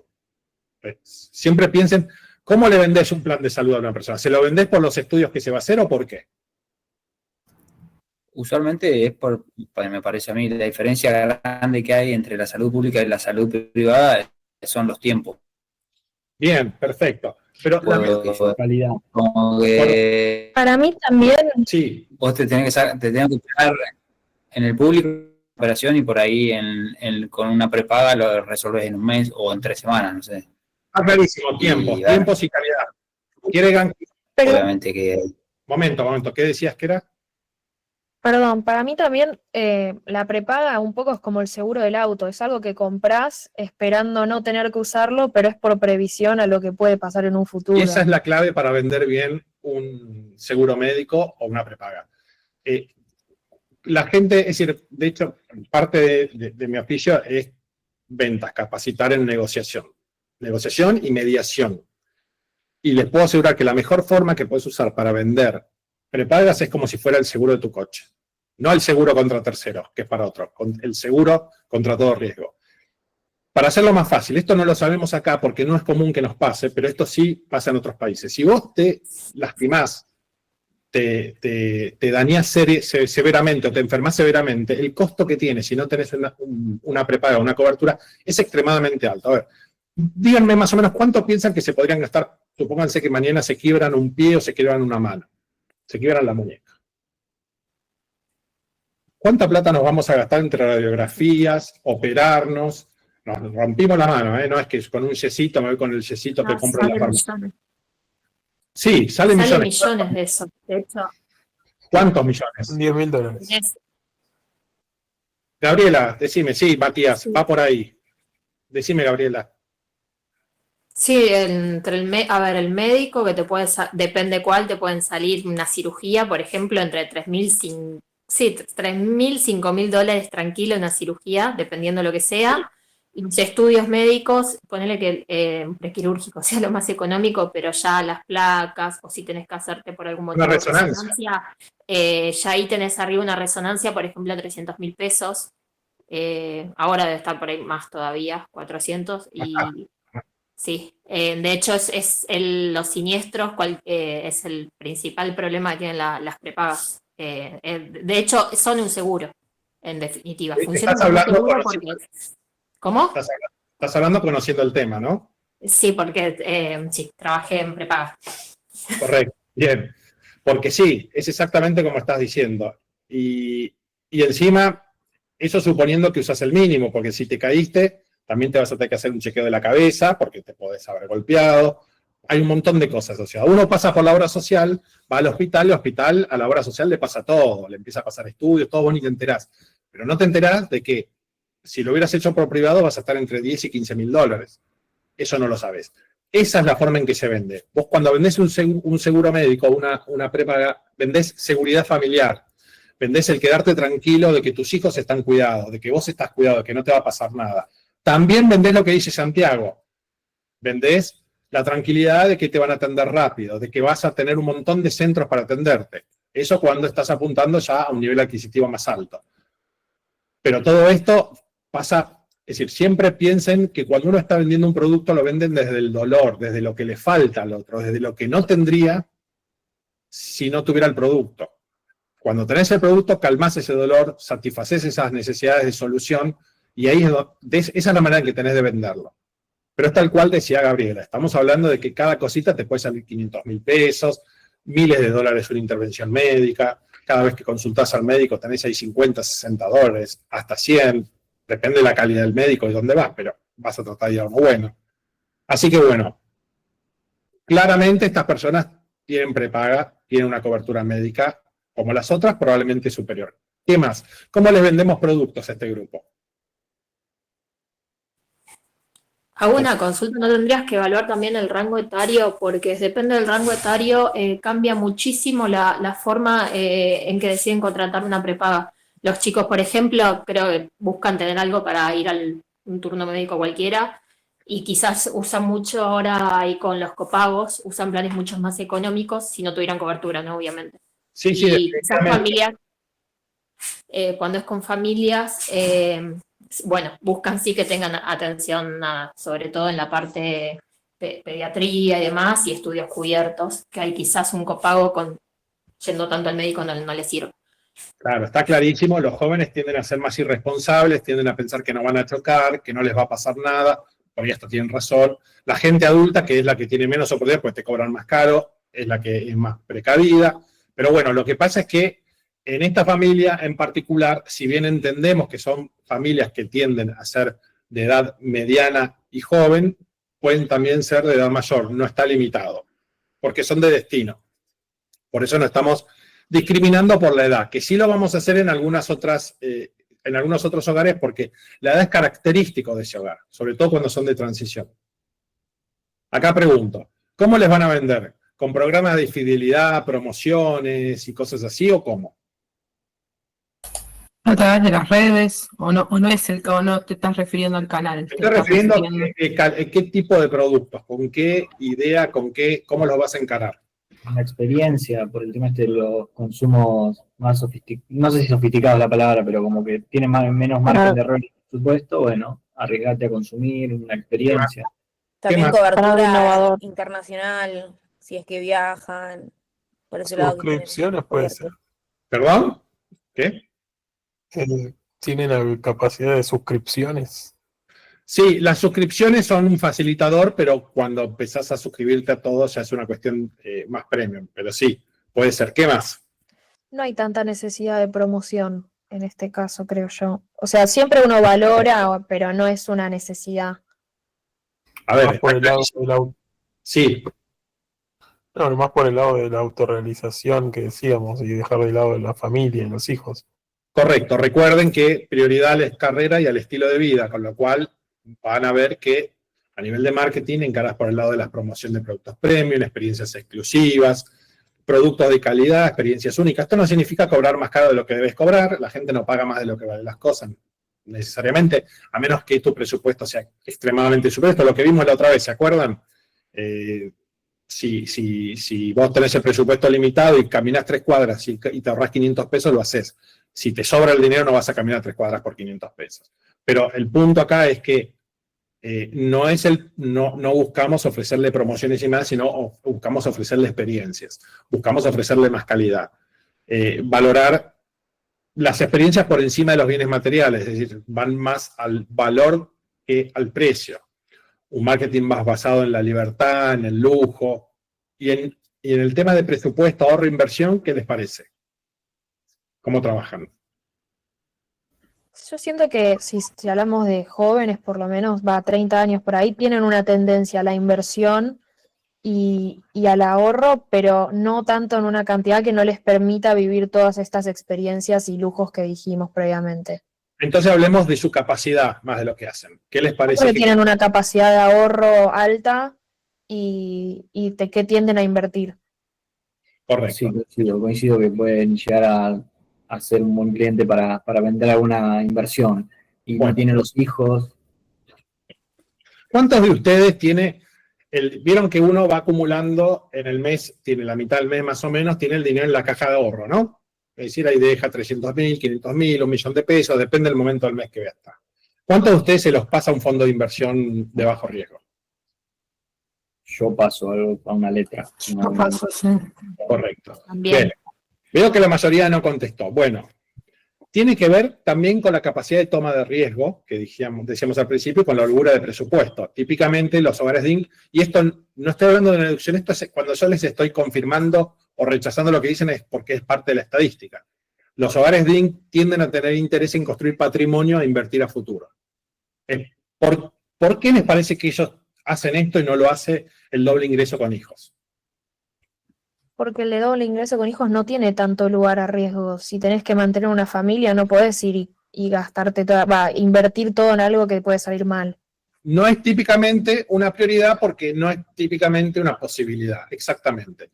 Por supuesto, siempre vamos a aclarar, si justo en un doble ingreso con hijos está el CEO de Microsoft, bueno, seguramente va a tener la capacidad de ahorrar, pero acuérdense que estamos tomando las medias, estamos tomando las tendencias. Cuando vos encarás un público, por supuesto que sobre el hogar vas a poner otras características, como por ejemplo, la edad, que lo dijimos varias veces. Como decía Gabriela, no es la misma forma en que le vendés una prepaga a una persona de 30 que a una persona de 50, no tiene nada que ver, o una de 20, nada que ver. Hasta a los de 20 le vendés estos planes de, estos programas de pertenencia, digo, ¿qué tiene que ver con una obra social? Pero bueno, están ahí. Lo mismo que le vas a poner sobre esto, vamos a analizar la media del grupo, que después sobre eso le vamos a poner a nivel socioeconómico, edad y demás. Típicamente esos buscan bienes raíces, buscan inversiones, es decir, saben trabajar sobre ese elemento, con lo cual son buenos destinatarios para este tipo de productos. Y lo que refiere a productos tecnológicos o entretenimiento, ¿qué les parece? Mucho más alto. Marcas premium de lo que tenga que ver con productos tecnológicos. Y categorías. Y categorías. No solo invierten en productos de más valor, va a ser más probable que se puedan comprar un teléfono más nuevo, que se puedan comprar ropa más nueva, sino que también van a invertir, perdón, la ropa no tiene que ver con la tecnología, sino que también van a incorporar categorías, van a incorporar cosas que otros por ahí no tienen, a nivel tecnológico, a nivel de entretenimiento. Bien, perfecto, vamos bien por acá. Vamos a ir por otros hogares que son más puntuales, más característicos, pero antes vamos a pasar por el sino, que es el clásico unipersonal. Perdón, te interrumpo, pero me quedó una duda del link. Sí. ¿Por qué consideramos que es estacional y no definitiva la vivienda si esperamos que tenga 1,4 hijos según el promedio? Al revés, lo consideramos de destino, no de transición. Eso, por eso. Porque típicamente es una elección. Cuando es de transición, ¿qué pasa? ¿Cuánto tiempo? Cuando un hogar es de transición, un DINC, ¿qué significa? Que se juntaron y quieren tener hijos, ¿no? Estamos de acuerdo en eso. Sí. Hay una intención. Desde el momento que se juntan hay una intención de tener hijos. Dos cosas. Primero, en términos de marketing, eso no es un DINC, porque por voluntad son otra cosa, quieren tener hijos, con lo cual es muy probable que ese hogar se esté ahorrando y preparando el consumo en los hijos. O preparando, o comprando una casa que sea funcional para que pueda tener niños, o ahorrando dinero para poder pagar los gastos iniciales para tener un hijo. Un montón de cosas que ya es parte de un DISC, de un doble ingreso con hijos, y no de un DINC. ¿También estamos de acuerdo en eso? Sí. Bien, entonces por intención ya empiezan siendo así. Segundo, ¿cuánto dura un doble ingreso sin hijos? ¿Cuánto dura un hogar sin hijos que quiere tener hijos hasta tenerlos? Ah, ok, ahí está la clave. Listo, ya está. Y ahí es donde cambia todo. Ojo. Gracias. Hoy no tengo la estadística de cuánto tarda, pero sé que tarda mucho menos de lo que tarda un hogar que no tiene hijos, por lógica. Entonces, tenemos esa diferencia. Bien, vamos a lo unipersonal. Igual está muy bien el planteo porque incluso cuando se trabaja con los doble ingresos que quieren tener hijos, también hay un tipo de oferta o un tipo de venta que se le hace diferente al doble ingreso con hijos. Porque se trabaja sobre la expectativa y no se trabaja sobre el producto actual, como cuando uno trabaja inversiones. Pero bueno, no vamos a entrar en esa locura. Hogares unipersonales. Este es un hogar extremadamente importante porque básicamente compone un gran porcentaje de la población. Es básicamente el hogar en donde vive una persona sola con un ingreso y ese es todo el hogar. Ingreso simple, sin chicos, sin hijos. ¿Correcto? Y acá empieza a entrar un factor muy importante que la edad sí juega un papel relevante. ¿Qué edad les parece que tiene este hogar? Va con un poquito de trampa la pregunta, ¿eh? Es un poquito capciosa. ¿Qué edad tiene este hogar? Típicamente. Yo tengo la estadística, ustedes dedúzcanlo desde la observación. Joven y adulto. ¿Qué adulto qué significa? ¿Qué edad? Adulto mayor. Ok. 25 años. 24 años a 30, 35 cuando mucho. Y, perdón, ¿quién me dijo adultos? Natalia, yo te dije que para mí es jóvenes, o sea, que vendría a ser de 20 a 25, 26, y adultos mayores ya de 50. Ok, o sea. Muy bien. Voy a combinarlo todo lo que me dijeron. Típicamente es un grupo de gente que va hasta los 40 aproximadamente, 35, 40, y a partir de los 65, adultos mayores, por supuesto. El a partir y el hasta son estadísticas, con lo cual siempre van a caer gente más joven, más grande, obviamente, ¿no? Siempre acuérdense que estos son medias, medianas estadísticas. ¿Por qué pasa esto? Porque está como si fuera una U la edad, ¿no? Están los demás, al principio, los jóvenes, no los más jóvenes, los adultos jóvenes y los mayores, tercera edad. ¿Por qué? Tiene que ver con el mismo ciclo de vida de que transicionan de la soltería hasta ponerse en pareja y después cuando son más grandes, quizás porque ya se separaron, falleció la pareja, lo que fuera, o quedaron permanentemente solteros. Correcto, es exactamente eso. Este hogar es típicamente de transición y típicamente de nivel socioeconómico C1, C2, tiende a ser alto, por supuesto está en todos lados. Este grupo socioeconómico está en D1, D2, C, C1, en todos, en la clase alta, en la clase marginal. Pero es de poder adquisitivo más elevado. ¿Por qué? Porque tenés que mantener todo un hogar vos solo. No lo podés hacer con cualquier ingreso. Gracias a que no tenés que mantener a nadie más, tenés esa holgura presupuestaria, pero no tenés la misma holgura que un DINC, porque ellos tienen un solo hogar que mantener y vos compartís categorías con un solo sueldo. Es verdad, perfecto. Pero tienen una holgura presupuestaria. Lo que tienen es esta capacidad de equivocarse. No necesitan tener un presupuesto planificado. Entonces, ¿cómo les parece que es este hogar? Porque ya empiezan a entrar factores que son más soft. ¿Se acuerdan que les dije factores hard, como tiene el presupuesto, la composición de los demás, y otros soft? ¿Qué pasa con este hogar? ¿Qué les parece? ¿Cómo es el presupuesto acá? Puede ser variable en realidad por esa libertad que tienen quizás de decidir, bueno, reduzco el consumo en esto para usar en tal experiencia o un viaje, lo que fuera, y después lo vuelvo a modificar y alterna entre consumos que pueden tener que ver con aumentar calidad o estilo de vida y también reducirlo si es necesario. Es correcto. Tienen tendencia al presupuesto flexible, al variable, como dijiste, en donde se pueden dar gusto, por ejemplo, típicamente tienen tendencia al ahorro, a la inversión, a bienes a largo plazo, tienen tendencia también a la educación. También tiene que ver con el tipo de hogar, por supuesto, que hay muchos de estos hogares que no se van a estar educando, pero otros sí. El punto es la tendencia. Después, por supuesto, este hogar también se analiza por separado, ¿no? Van a ver que hay muchos como micro hogares unipersonales, que vamos a ver 3 o 4, porque son una barbaridad. Pero también tenemos el hogar de mayor edad, que no creo que lo veamos porque es muy chiquitito, y el hogar más joven. Pero perfecto. Y con respecto al consumo, ¿qué les parece? ¿Un consumo acotado y planificado o un consumo como? Más amplio, con muchas categorías.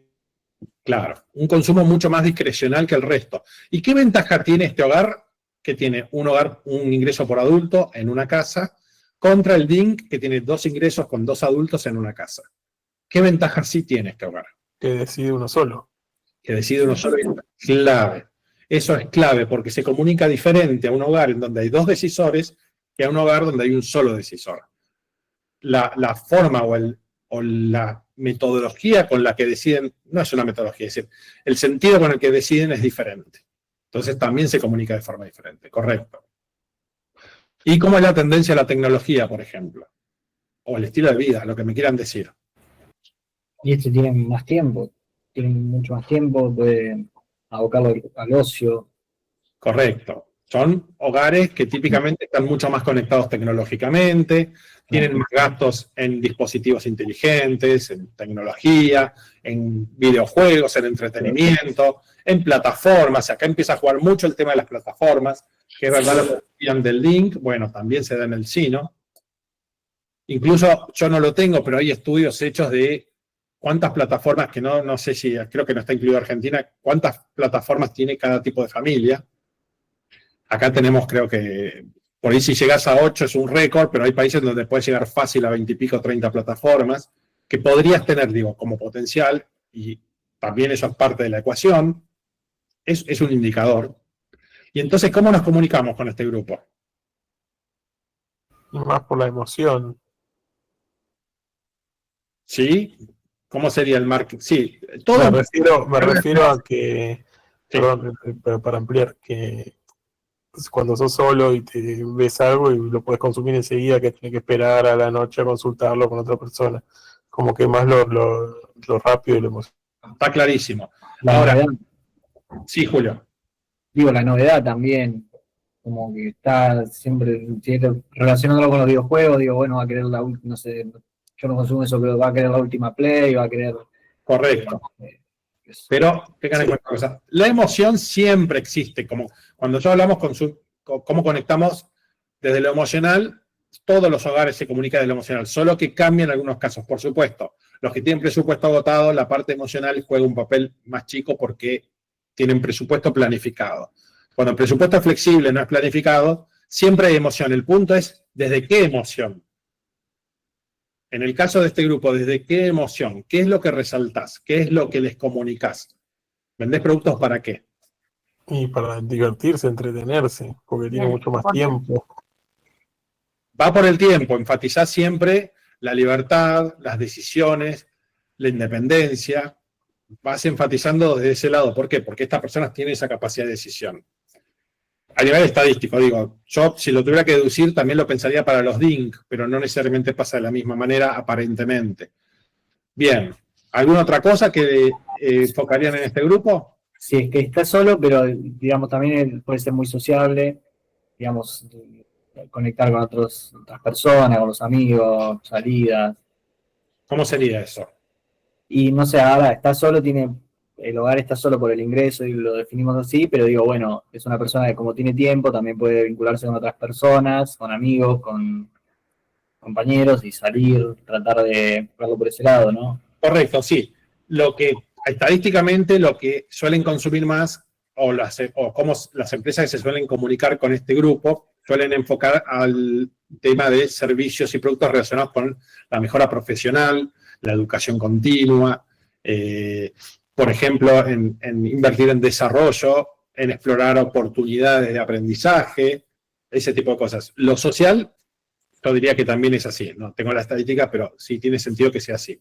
Porque también, en general, este grupo suele vivir en ciudades y suelen buscar típicamente soluciones de movilidad rápidas, más eficientes.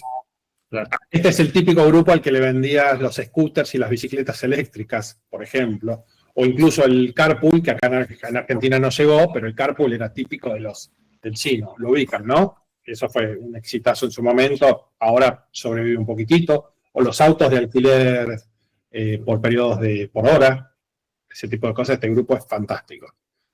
Bien, y acá empezamos a ver grupos extremadamente específicos, que son grupos en donde ya son más de nicho y las empresas los tienen más ubicados cuando a la empresa le interesa este grupo, ¿correcto? Por ejemplo, el NOMO o No Mamá. Las siglas a veces se confunden porque la sigla viene de inglés, pero tratamos de buscarle una equivalencia en español. El No Mamá es un grupo típicamente de mujeres, siempre es un grupo, siempre es un hogar femenino que tiene un solo ingreso y tiene una característica específica que lo define. No tiene hijos, ni pareja, ni desea tener hijos, ni desea convivir con nadie, ¿correcto? Es una elección de vida. No tener hijos y no convivir y vivir solo. Entonces, ¿qué me pueden decir qué podrían deducir así a priori, intuitivamente, de este grupo? Un unipersonal, femenino. Mucha independencia, mucho cuidado personal, salud, belleza. Correcto, lo primero te tomo, lo primero, independencia, desarrollo personal. Sí, ¿qué más? ¿Cómo? Como que si es permanente porque es una decisión de vida, ya no quiere convivir, no va a tener hijos, ya va a ser para siempre así. Mucho tiempo libre. Sí, ¿cómo? Perdón. Mucho tiempo libre también. Correcto, pero ahora díganme cosas que pueda explotar desde el lado del marketing, que pueda utilizar una planificación de marketing. Yo creo que hay una tendencia a los hobbies, a la decoración, bueno, tal vez al gasto en algún aspecto, mucho recreativo de ese lado, creo yo. Bien, parte de la estadística dice que típicamente las empresas que tienen más éxitos en términos de vivienda y diseño interior son las que ofrecen productos de decoración, mueble y tecnología con soluciones que combinen estética y funcionalidad y modernidad. Bien. Así que le pegaste bastante, es decir, casi le pegaste justo a eso. Pero empecemos a lo más básico. Es un grupo con alta capacidad adquisitiva. Estilo de vida centrado ¿en qué? En el ocio. No. En el ocio y el desarrollo, a veces en desarrollo personal o de buscar actividades que le den cierto sentido a tu vida o lo saquen de la rutina también. Correcto, bienestar, desarrollo personal, disfrute de vida. El ocio, por supuesto, pero el ocio es un canal ¿para qué? Para disfrutar. Que no tienen como opción las primeras familias, aunque lo busquen acá. Obviamente, todo el mundo quiere bienestar, todo el mundo quiere desarrollo personal, pero no lo tienen porque no pueden o porque no es parte de los objetivos principales. Este sí lo tiene. Entonces, es un grupo que valora la independencia, la posibilidad de consumir experiencias de calidad, la posibilidad de productos premium, van a tener más tendencia a productos que agreguen mucho valor, no necesariamente precio, tienen independencia económica, y entonces, ¿qué pasa? Hay foco en el desarrollo profesional, desde luego. Entonces, ¿qué pasa? ¿Qué estilo de vida tienen? ¿Cómo es su presupuesto? Un presupuesto mayor, con un estilo de vida más ostentoso si uno quisiera, con una prioridad por la calidad. Correcto. Consumo de lujo y experiencias, básicamente. Bien, perfecto. Un estilo de vida más individualista. ¿Qué más? Acá empiezan a incorporarse elementos. Por ejemplo, la conciencia. ¿Cómo? No, que buscan productos diferenciados, o sea. Definitivamente. Parte de la experiencia premium. Empiezan a incorporar factores como la conciencia social o ambiental, la conciencia por las causas sociales, el bienestar animal, cosas así. Piensen que acá hay dos factores que hacen a la independencia. La capacidad económica y la capacidad de decidir independientemente. No necesitan consultar la decisión, como en cualquier hogar unipersonal, digo, no es característico solo de ellos. ¿Cómo les vendemos? ¿Cómo vendemos?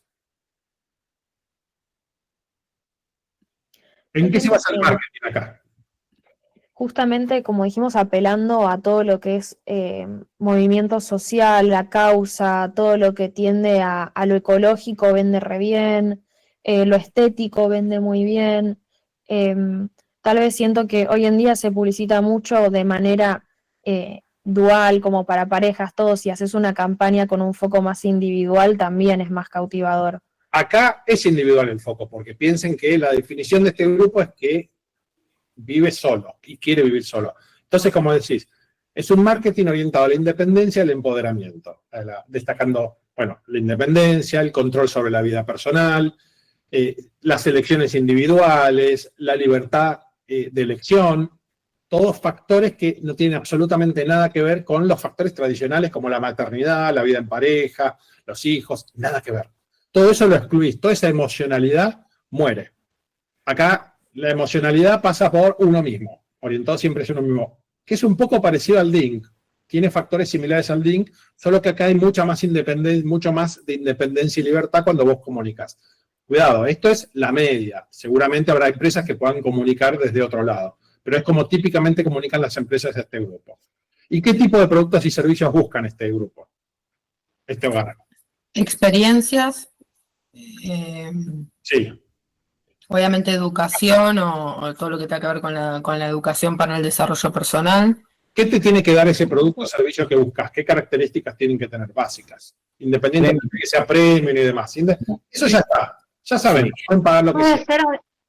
Perdón, doy un ejemplo y puede ser que también busquen a veces productos que estén vinculados precisamente con sus valores también, que ahí viene un poco el tema de la conciencia social y, no sé, si uno busca sustentable o que no tengan, no sé, hoy por ejemplo están los productos veganos, dentro de lo que es la conciencia social y el ambientalismo busca no dañar otros animales y creo que está como en auge eso en este grupo. Correcto. Eso es más respecto a las marcas, y está perfecto. Disculpe, yo diferencio producto de marca por productos como el básico, es decir, la necesidad, la demanda, y la marca es más el deseo último. Y es verdad, la demanda de marcas va más enfocada a marcas que promuevan prácticas responsables y sostenibles, productos con iniciativas sociales o ecológicas. Es decir, básicamente es un grupo de consumo consciente, desde la perspectiva de ellos, ¿no? Porque uno puede tener un consumo consciente que no tenga nada que ver con eso. Más desde su ética. Pero los productos y servicios tienen que orientar básicamente a la libertad, a la flexibilidad. Entonces, vos vas a buscar productos que les solucionen las cosas, que facilite su estilo de vida. Hoy alguien de ustedes dijo, lo anoté por ahí, facilitar el estilo de vida. Desde tecnología portátil hasta gadgets o hasta servicios de entrega a domicilio y plataformas de streaming, como también lo mencionaron hoy. No solo streaming nos referimos a Netflix, Amazon Prime y HBO. Streaming es de un montón de cosas. Todo esto tiene que ver con esto, con el consumo flexible que tiene este grupo, que tiene independencia. Pero fíjense que puede variar un poquitito, cambiando un solo elemento. Y acá viene un grupo, que es un grupo que viene en un crecimiento brutal, que es el punk. El punk es la tía profesional. Por acá tengo un video que les puedo mostrar. ¿Qué es la tía profesional? Es el gnomo que no quiere tener hijos propios, que quiere vivir solo, pero que sí quiere cuidar hijos de terceros. No sueña con ser madre.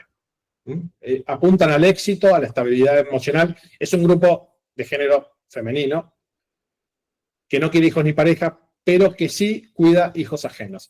Si se ponen a pensar, al principio a uno le parece raro este grupo, pero si se ponen a pensar, seguramente tienen algún pariente, una tía, una hermana, sobrina, que le gusta pasar tiempo con los hijos de alguien más. Le gusta pasar tiempo con los hijos de ustedes, o con los hijos de un pariente, de una amiga, que los cuida por periodos cortos, no se excede, pero los cuida. ¿Qué diferencia tiene este grupo en términos presupuestarios con el anterior? Creo que es un grupo que suele tener un buen poder adquisitivo, pero no tiene este pensamiento tan personal. Les encanta gastar en el hijo ajeno, tiende a usar su plata para mimar. Es como siempre se dice que es la tía que mima al Correcto. Familiar. Entonces, es el mismo grupo anterior, solo que con menos capacidad adquisitiva porque incorpora categorías que tienen que ver con el entretenimiento de los hijos. No con el cuidado, no con la educación, no con nada de todo eso, pero sí con el entretenimiento, con el bienestar de los niños. Entonces tiene como un equilibrio entre una independencia personal y las relaciones familiares, porque incorporan el elemento de relación familiar. Como si el autocuidado sigue siendo una prioridad, pero también gastan en productos para otros. Y así como está gastando en la membresía del gimnasio, está también gastando en el bienestar de los chicos que cuida. Y este grupo es un grupo que está creciendo muchísimo. Les voy a mostrar un video que ni siquiera es demasiado nuevo. A ver si lo tengo por acá. Un minutito, ¿eh?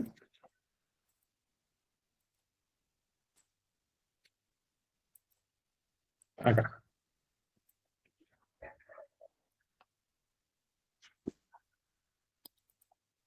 Well, we're getting close. Certain closer to Christmas, and that means holiday shopping and the marketing push by retailers going full power. Yeah, but there's one group this year in particular that's getting extra attention from those groups, and they're not parents. Consumer reporter Natasha Barrett is here to explain. Natasha. Hey guys, well, this is the first time some stores are marketing to ants, and not just any ant. There's a new term out there called PANK. P-A-N-K. Stores like Best Buy are targeting a certain group of big spenders this holiday season. Yeah, and kids are like the best auntie ever. It's all about the ants out there. So much so, there's a new word for it.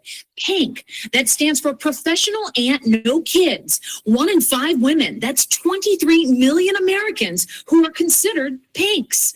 They have spending power too, dropping $9 billion on their nieces and nephews a year. Breaking it down, some spend $300, others $500. Fíjense lo que está diciendo, es decir, esto es un grupo que incluso estuvo creciendo más. 1 de cada 5. Están hablando de 9.000 millones de dólares al año. Esto es en un mercado específico, no tiene que ver con nuestro, pero en términos relativos es extremadamente alto. Son $500 que para nosotros van a ser 100, pero son $500 de gasto en promedio por hijo, por niño al año, que parece poco, pero es un montón. Pues estás incorporando un 20% de este grupo, del grupo de mujeres, haciendo esto. Y esto es una tendencia general. ¿Por qué? Porque a veces el grupo no homo en realidad sí tiene este concepto de la maternidad, pero no la quiere desarrollar a nivel personal. Y la traslada a este comportamiento. Per child. Ahí, esto es una... a ver, hay un montón... Si buscan, va a haber... Hoy buscan punk en YouTube, en Google o en un chat GPT, les va a dar un montón de información. Hay fuentes muy buenas si quieren estudiar el segmento. Es un segmento al que se le puede vender muy bien. Es muy receptivo a las propuestas propias de este segmento y tiene un nivel de gasto suprafuncional altísimo, muy parecido al de los DINC o al de los NOMO, pero orientado a los niños, algo que es muy poco común, porque típicamente las familias con hijos tienen presupuestos planificados. Y el presupuesto planificado no es muy amigo de los gastos suprafuncionales, no superficiales, pero tienden a ser superficiales, es decir, no van a la funcionalidad del producto. Este grupo sí, casi en un 100%. No, the word pink? No, brand new word for me. Bethesda resident Ann McClure is a real estate agent who didn't want kids of her own. She adores her 3-year-old niece Meredith and 1-year-old nephew Jackson. So how much do you spoil your niece and nephew? I'm ridiculous. It's like, yeah, it's obsessive and obscene. And, they have to have organic clothes. Organic clothes. Organic clothes. Author Melanie Noctin coined the term pink and wrote a book about it called Savvy Auntie. She has 6 nieces and nephews. Bien, bueno, lo demás sobra. Sí, todo esto lo pueden encontrar con mucha facilidad. Ahí vuelvo, Perdón. Bien, imagínense un grupo que tiene la capacidad de gasto sin la responsabilidad del gasto, con lo cual no necesita estar haciendo previsiones presupuestarias porque tiene una flexibilidad presupuestaria absoluta y la puede orientar a gastar como quiera. Lo puede gastar en regalos y actividades para los niños, pero también lo puede gastar como foco en su vida profesional y personal. Como les decía, hay un equilibrio entre independencia personal y relaciones familiares. Bien, acá es muy obvio cómo le vamos a vender, no hay mucha vuelta porque es una combinación entre la que vimos anteriormente y una familia con hijos. Y vamos a pasar a un grupo que es el LAT. Y es el único, hay varios, pero es el único que les voy a mostrar por el tamaño que tiene, que es un hogar, pero que vive en casas separadas. De los que vamos a ver es el único. ¿Qué significa esto? El LAT es Living Apart Together, que significa viven juntos pero separados. ¿Ubican? ¿Conocen a alguien que vive así? Es una familia, es un hogar, comparten presupuesto, compran todos juntos, excepto pagar la luz, los gastos del hogar, pero comen juntos, permanentemente están en una casa o en la otra, pero cada uno mantiene su casa independientemente del otro. Incluso hasta comparten el auto, todo, viajan juntos, pero son una familia en todo sentido, excepto en vivir bajo el mismo techo de forma oficial, al menos como residencia. Este grupo hoy es chiquito, representa un porcentaje pequeño, pero es un grupo también que crece y que tiene características particulares. A ver si se animan a decirme alguna característica. Si no van, si no le pegan, se las digo yo. Yo no sé si está bien. Yo me los imagino mucho, tal vez, algo más de transición, parejas que todavía no viven juntos, pero están en camino a. Entonces, el último paso es el mudarse juntos. Es correcto. Es un hogar típicamente de transición, excepto en un caso en particular, que es un grupo que representa más de la mitad de este hogar. Y a ver, para mí, gente, como muestra la imagen, por ahí gente más grande que ya vivió un montón de cosas y que se quiere juntar con alguien, pero no quiere perder esa independencia o no quiere mezclar un montón de cosas y como que quiere seguir teniendo su espacio, entonces como que quiere tener pareja. Ahí lo silencio, adelante. Quiere tener pareja, pero no quiere como esa correcto, se entendió. Independencia. Estás hablando ahí más de valores soft. Hablemos y es verdad lo que decís, y es cierto. Perfecto. Y es la razón por la cual gran parte de este grupo es así, y no es de transición, porque hay un grupo, hay un gran componente de este grupo que es de destino. ¿La edad? ¿Qué edad tiene? Porque acá la edad también es un factor muy relevante, como en el unipersonal. 50, 60 para arriba puede ser. ¿Cómo él? Yo dije 35 para arriba que hay. O sea, de hecho se está hablando ahora de este grupo bastante. Sí, Saben que este grupo típicamente, que no significa que no pueda evolucionar de otra manera, sobre todo si pasa a ser de destino más en términos más generales, es como el unipersonal, es como una U. Son un grupo de jóvenes, no hay una muy buena estadística, con lo cual la verdad es que tal vez yo no les puedo decir que es hasta 35 y 40, porque la estadística es malísima para los jóvenes, no la hay, y también los mayores. Pero piensen la lógica, ¿por qué un hogar mayor, y ese es el hogar de destino, sería un LAT de destino? ¿Por qué una persona mayor quiere vivir como un LAT? Porque ya convivieron en otro momento. Correcto. Empiecen a ver esto. ¿Se acuerdan cuando vimos cuando vimos cómo se mide la edad por ciclos? En donde vemos cómo la persona evoluciona en diferentes familias a partir de su edad. Esto tiene que ver con nuestro comportamiento, con cómo nos comportamos, con nuestras preferencias, cómo nos relacionamos. Si nosotros ya tuvimos una familia, tuvimos hijos, tuvimos una pareja, lamentablemente llegamos solos, solteros, a los 65, 70 años, somos relativamente jóvenes, es muy probable que aceptemos tener una pareja nueva, que aceptemos formar una familia, entre comillas, una pareja, pero no queramos perder la independencia que decía Santiago. Entonces se combina un poco lo que decía Gabriela, lo que dice Kira y lo que dice Santiago. ¿Estoy bien pronunciando tu nombre, Kira? Sí, se pronuncia así, Kira. Correcto. Genial. Entonces, acá vemos que esta es de transición, excepto cuando están en una edad avanzada, en una tercera edad, en donde ya es de destino. Típicamente, no significa que siempre, típicamente. Entonces también tienen edades que van en los extremos, más jóvenes y más viejos. Entonces, ¿de qué nivel socioeconómico esperan que sea? ¿O qué poder adquisitivo? No nivel socioeconómico, olvídense de esa palabra. ¿Qué poder adquisitivo? Profe, yo conozco una pareja que es muy similar, ¿Sí? que tiene aproximadamente 40 años, y ambos tienen un poder adquisitivo bastante alto y hacen como que tienen cosas de un grupo y cosas de otro grupo. Por ejemplo, no sé, ahorran por separado, pero a su vez también ahorran juntos, hacen gastos personales, pero a su vez también hacen gastos con decisiones conjuntas, como que hay como que se mixtura. Estás describiendo un ejemplo típico de este grupo, porque funciona de esa manera. Mantienen su independencia, pero al mismo tiempo comparten presupuesto. Por eso son un hogar, porque comparten presupuesto. Eso no significa, que yo comparta, por ejemplo, yo tengo 18 años, 17 años, vivo con mis padres, comparto presupuesto, lógicamente, pero también puedo tener mi dinero, también puedo tener mis inversiones, mis gastos, mis cosas personales, que no son de ellos. En este caso es lo mismo. Mientras compartan presupuesto, sus decisiones afecten a la otra parte, a las otras partes del hogar, son un hogar. Así que esa descripción, Georgina, que haces es una descripción clásica de este grupo, tal cual. Y típicamente tiene un poder adquisitivo tirando a alto.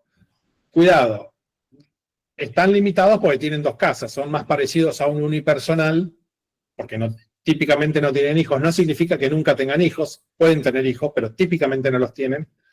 Son más parecidos a un unipersonal que a un DINC, porque naturalmente tienen dos hogares. Aún así, por una cuestión estadística suelen tener más capacidad adquisitiva, porque típicamente este hogar tiene más poder adquisitivo. No porque sea una propiedad intuitiva del grupo, sino porque se da de esa manera. ¿Y cómo le vendemos a este grupo?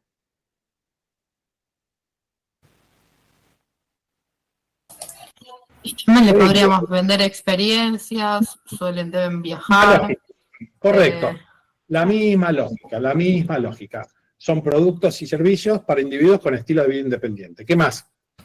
Puede que, más allá de que viven aparte, como comparten presupuesto, a ese presupuesto en común es para gastos más grandes, como decías hoy el auto, comparten el auto. Y bueno, capaz que pueden llegar con productos que vienen de capital. Completamente. Igual que le venderías a un DINC. Porque hay una diferencia entre un unipersonal y un DINC o un LAT, que aunque tengan proporciones de presupuestos similares, cuidado, el volumen total de capacidad adquisitiva es el doble. Así que aunque compartan categorías, es verdad, tienen dos presupuestos, dos ingresos. Eso les permite tener más capacidad, por ejemplo, para financiarse o comprar grandes objetos o objetos de lujo. No significa que sea característica de este grupo, significa que uno lo tiene en cuenta como parte del parámetro. Entonces, acá tenemos un marketing basado en la flexibilidad, pero también en el equilibrio. Típicamente se orientan a experiencias, como todos los grupos que son como este, no hay mucha vuelta, no hay mucho misterio, ya vemos que se van repitiendo. Y ahora les voy a mostrar los últimos hogares. Primero, el papá en casa. Vamos rapidísimo por acá, porque es un hogar muy poco común para nuestra cultura, pero hay otras culturas que lo tienen muy presente. La cultura europea, la cultura americana, este hogar es fuerte, y en crecimiento. Hay muchos hogares en donde el papá decidió quedarse en casa y la mamá salió a trabajar. Entonces, es un CISC, es un ingreso simple con hijos, pero con esta característica. No vamos a indagar mucho en esto, pero ¿cuál es la gran diferencia que hay? No la obvia. La mamá es la principal fuente de ingresos, sí, claro. El papá es el cuidador primario, pero ¿cuál es la característica en términos de consumo?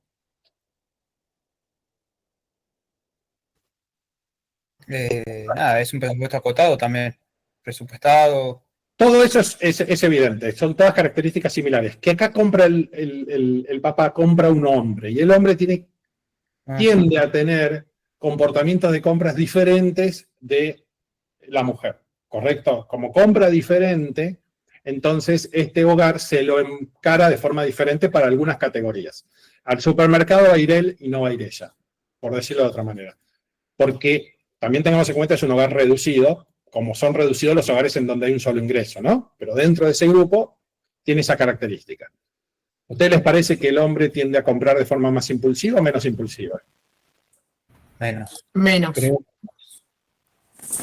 ¿Alguien? Sí, ¿Sí? quizás más. Un poco en desacuerdo. Claro, yo creo No que analizan demasiado. tal vez me baso No en analizan en mi demasiado, pero experiencia de quizás hogar. No confundamos, quizás igual. no confundamos con la cantidad o la impulsividad. Típicamente compran de forma más impulsiva. Cuando vos entras a comprar y pedís 20 opciones y te vas sin comprar nada, ¿eso es impulsivo o no impulsivo? No impulsivo. Impulsivo. ¿Y quién suele hacer eso típicamente? Acá ya estoy entrando en la caricatura, ¿no? ¿El hombre o la mujer?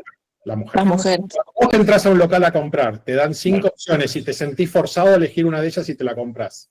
¿Eso es impulsivo o no impulsivo? Y está forzado. Este es más tendiente a impulsivo, y esa es una característica más del hombre. Entonces, cuando vos te conformás con el producto, en cambio de seguir eligiendo, la compra está menos racionalizada.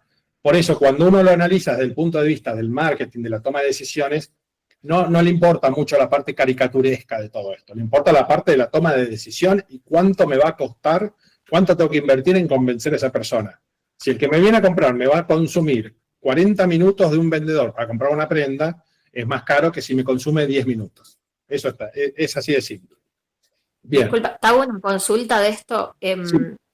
Lo que es el consumo, o sea, entre lo que es un hombre y mujer, ¿no hay una tendencia de que el hombre quizás hace una decisión más práctica, no se va a fijar en calidad, no sé, por ejemplo, en Sí. comida, en los ingredientes, pero suelen sí analizar la parte de valor? O sea, me sale barato, listo, llevo esto.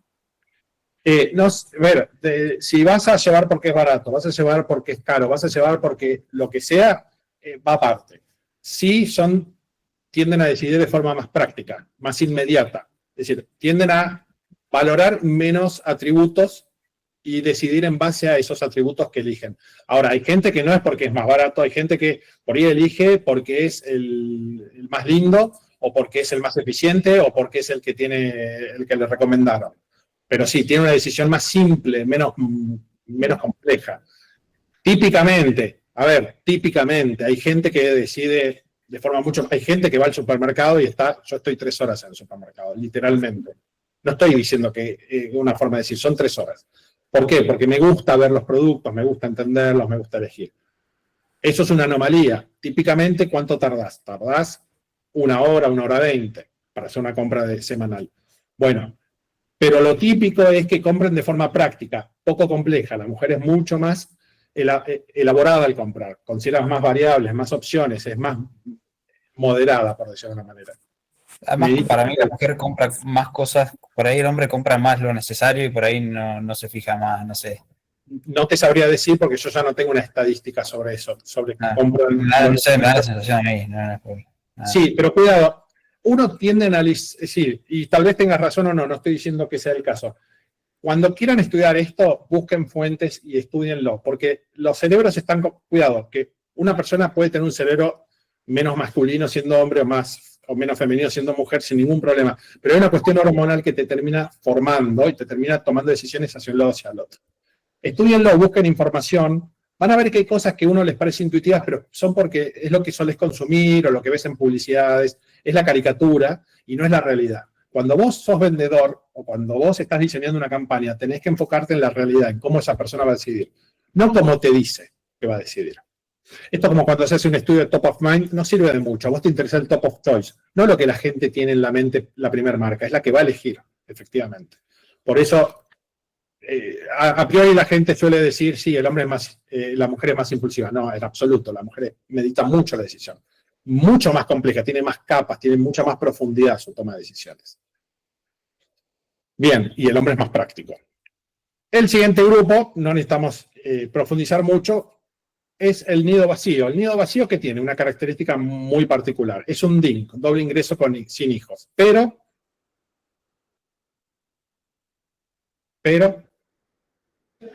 Es clave porque ya tuvieron que destinar fondos y ampliarse a categorías por sus hijos y hoy en día ya no lo necesitan. Entonces se lo gastan todo en ellos. correcto, se lo gastan todo en ellos, pero a veces tienen categorías Bueno, adicionales, nietos. como la tía profesional, correcto. Y acá vemos una combinación. Primero son familias, hogares con personas mayores. Típicamente tienen 2 ingresos, casi nunca tienen menos de 2 ingresos, porque no existen muchos países ya en donde no reciban pensión o jubilación 2 personas de esa edad. Y viven el matrimonio después de los hijos, con lo cual pueden incorporar, bueno, categorías que tienen que ver con, como las tías profesionales, con niños, sin enfocar en la responsabilidad, sino enfocando en el entretenimiento y el bienestar. Y a veces también cargan responsabilidades de los hijos, pero no necesariamente, es otro factor aparte. Solo se lo toma en cuenta. Con lo cual, este grupo se lo puede analizar tan fácil como otros, excepto que tienen algunas categorías que tienen que ver con la salud y el bienestar muy particulares, porque son típicamente personas mayores, no van a gastar en remodelación, en hogar, en productos de decoración, esos no son factores que ni siquiera se miden, pero sí hay muchas de categorías de entretenimiento y cultura, productos para los nietos, productos y servicios relacionados al retiro, a la jubilación, a la nueva etapa, al redescubrimiento familiar, bueno, básicamente eso. ¿Y el presupuesto cómo les parece que es? Holgado. Es alto. Típicamente es un presupuesto sin planificación, para decirlo de otra manera. Cuidado, no, tratamos de evitar la palabra alto o bajo porque tiene que ver con el nivel de ingreso, el nivel socioeconómico. Tratamos de hablar de presupuesto, porque por ahí vos no ganas tanto, pero no tenés tampoco tanto gasto. Cuando tenés hijos tenés muchos gastos. Entonces planificás. ¿Por qué? Porque te podés equivocar, y esa es la clave. Estos grupos se pueden equivocar porque ajustan al mes siguiente. No hay mucha historia. Y por último tenemos el grupo GLT. El GLT se lo separa porque tiene una característica muy específica, que es que viven 2 géneros iguales en el mismo hogar. Es el hogar homoparental, en donde puede ser hombre, puede ser mujer, o lo que sea, pero siempre con el mismo género biológico. Entonces tienen doble ingreso, mismo género, típicamente sin hijos, aunque hay un gran grupo de estos que sí tiene hijos. ¿Bien? Tienen más o menos presupuesto que el DINC, que el doble ingreso sin hijos. Puede ser similar en realidad. Sí, similar. ¿Quién me da otra razón? Yo le voy a decir que tienen más capacidad. ¿Por qué? Tienen más presupuesto. Porque decíamos que el hombre tiene más ingresos. No va, Pero independientemente pueden ser las mujeres. que dijimos que el ingreso no lo estamos tomando en cuenta en este análisis. ¿Por qué sería? Es por la misma razón que dijeron lo mencionaron muchas veces. La cantidad son activamente laborables. ¿Por qué? Porque son activamente laborables. No necesariamente, porque podés también tener los hogares que no son GLT. Es porque comparten categorías. Hay categorías que no existen. Si es 2 mujeres, no van a tener las categorías del hombre, y si son 2 hombres, no tienen que tener mujeres. Ya por el hecho de quitar varias categorías de consumo, estás incrementando tu capacidad presupuestaria. ¿Es pequeño ese incremento? Seguro. Pero aún así es relevante, y sobre todo a largo plazo. Aparte son claramente hogares de destino. Es verdad. ¿Cuántos de estos hogares les parece que tienen hijos? Aproximadamente. Un 40%, un 30%. Menos, Un poquito menos, sí. Aproximadamente el 21% tiene hijos. Es decir, 21. de cada 5 hogares GLT, 1 tiene hijos. Propios, a cargo, propios. No estamos hablando, es decir, la cantidad de hijos adoptados es extremadamente baja. Son típicamente hijos propios. ¿Bien? Lo que sí hay que tener en cuenta que ese 21%, el 97,5%, según la estadística de 2000, a ver si la tengo por acá, de 2010, 97,5% son hogares de mujeres. Solamente el 2,5% son de hombres que tienen hijos. ¿Ok? Bien. Pero este grupo no tiene mucho misterio porque es igual al DINC en casi todo, excepto en algunas características en particular, que se dan en países como Argentina. ¿Qué diferencia? Perdón, Sí. una consulta. Esta fuente, estas estadísticas, ¿de dónde lo podemos encontrar? La parte de la distribución familiar, la cantidad de hijos, la vas a encontrar facilísimo en el INDEC. Perfecto, sí. El censo que hizo en el 2010, extremadamente completo, para aplaudirlo, es decir, a mí me encanta porque tiene de todo, y a partir de ese, si bien hicieron otro después, también con el otro hacen como actualizaciones periódicas a partir de la mejor forma de censo, que es un censo parcial. Solo nosotros hacemos censos totales, es una locura, ir casa por casa, pero bueno, está bien, está todo bien.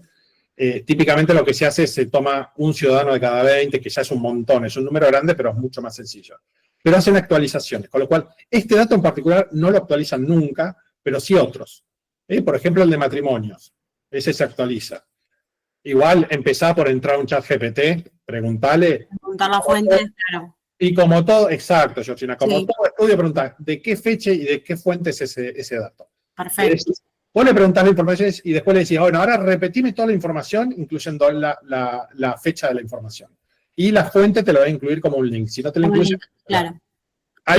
todo lo incluyen. ChatGPT, Sí. Gemini, Cloud creo que no lo incluye. Cloud es buenísimo, pero no lo incluye en general. No lo sé, tienen que verlo. Bien. Gracias. Después tienen otros estudios que los hacen organismos específicos que trabajan con la comunidad LGTBQ+, pero yo no los uso porque me parece que es mucho más confiable el INDEC, nada más. No por otra razón. El INDEC es buenísimo en ese sentido. También hay otros estudios, y después afuera pueden buscar también estudios, y hay algunos traspolables. La cultura de las ciudades urbanas de Argentina es transpolable con otras culturas de otros países, solo que tienen que ver cuáles, no cualquiera sirve. Es decir, no pueden compararla con una ciudad de Perú, Bolivia o Ecuador, pero sí hay similitudes con Chile, Uruguay o algunos países europeos. Bien, y este grupo en particular tiene una o dos características diferentes al DINC. Yo les voy a decir una. En términos de consumo social, es muy parecido a el no humo, al no mamá. ¿Y qué otra característica tiene?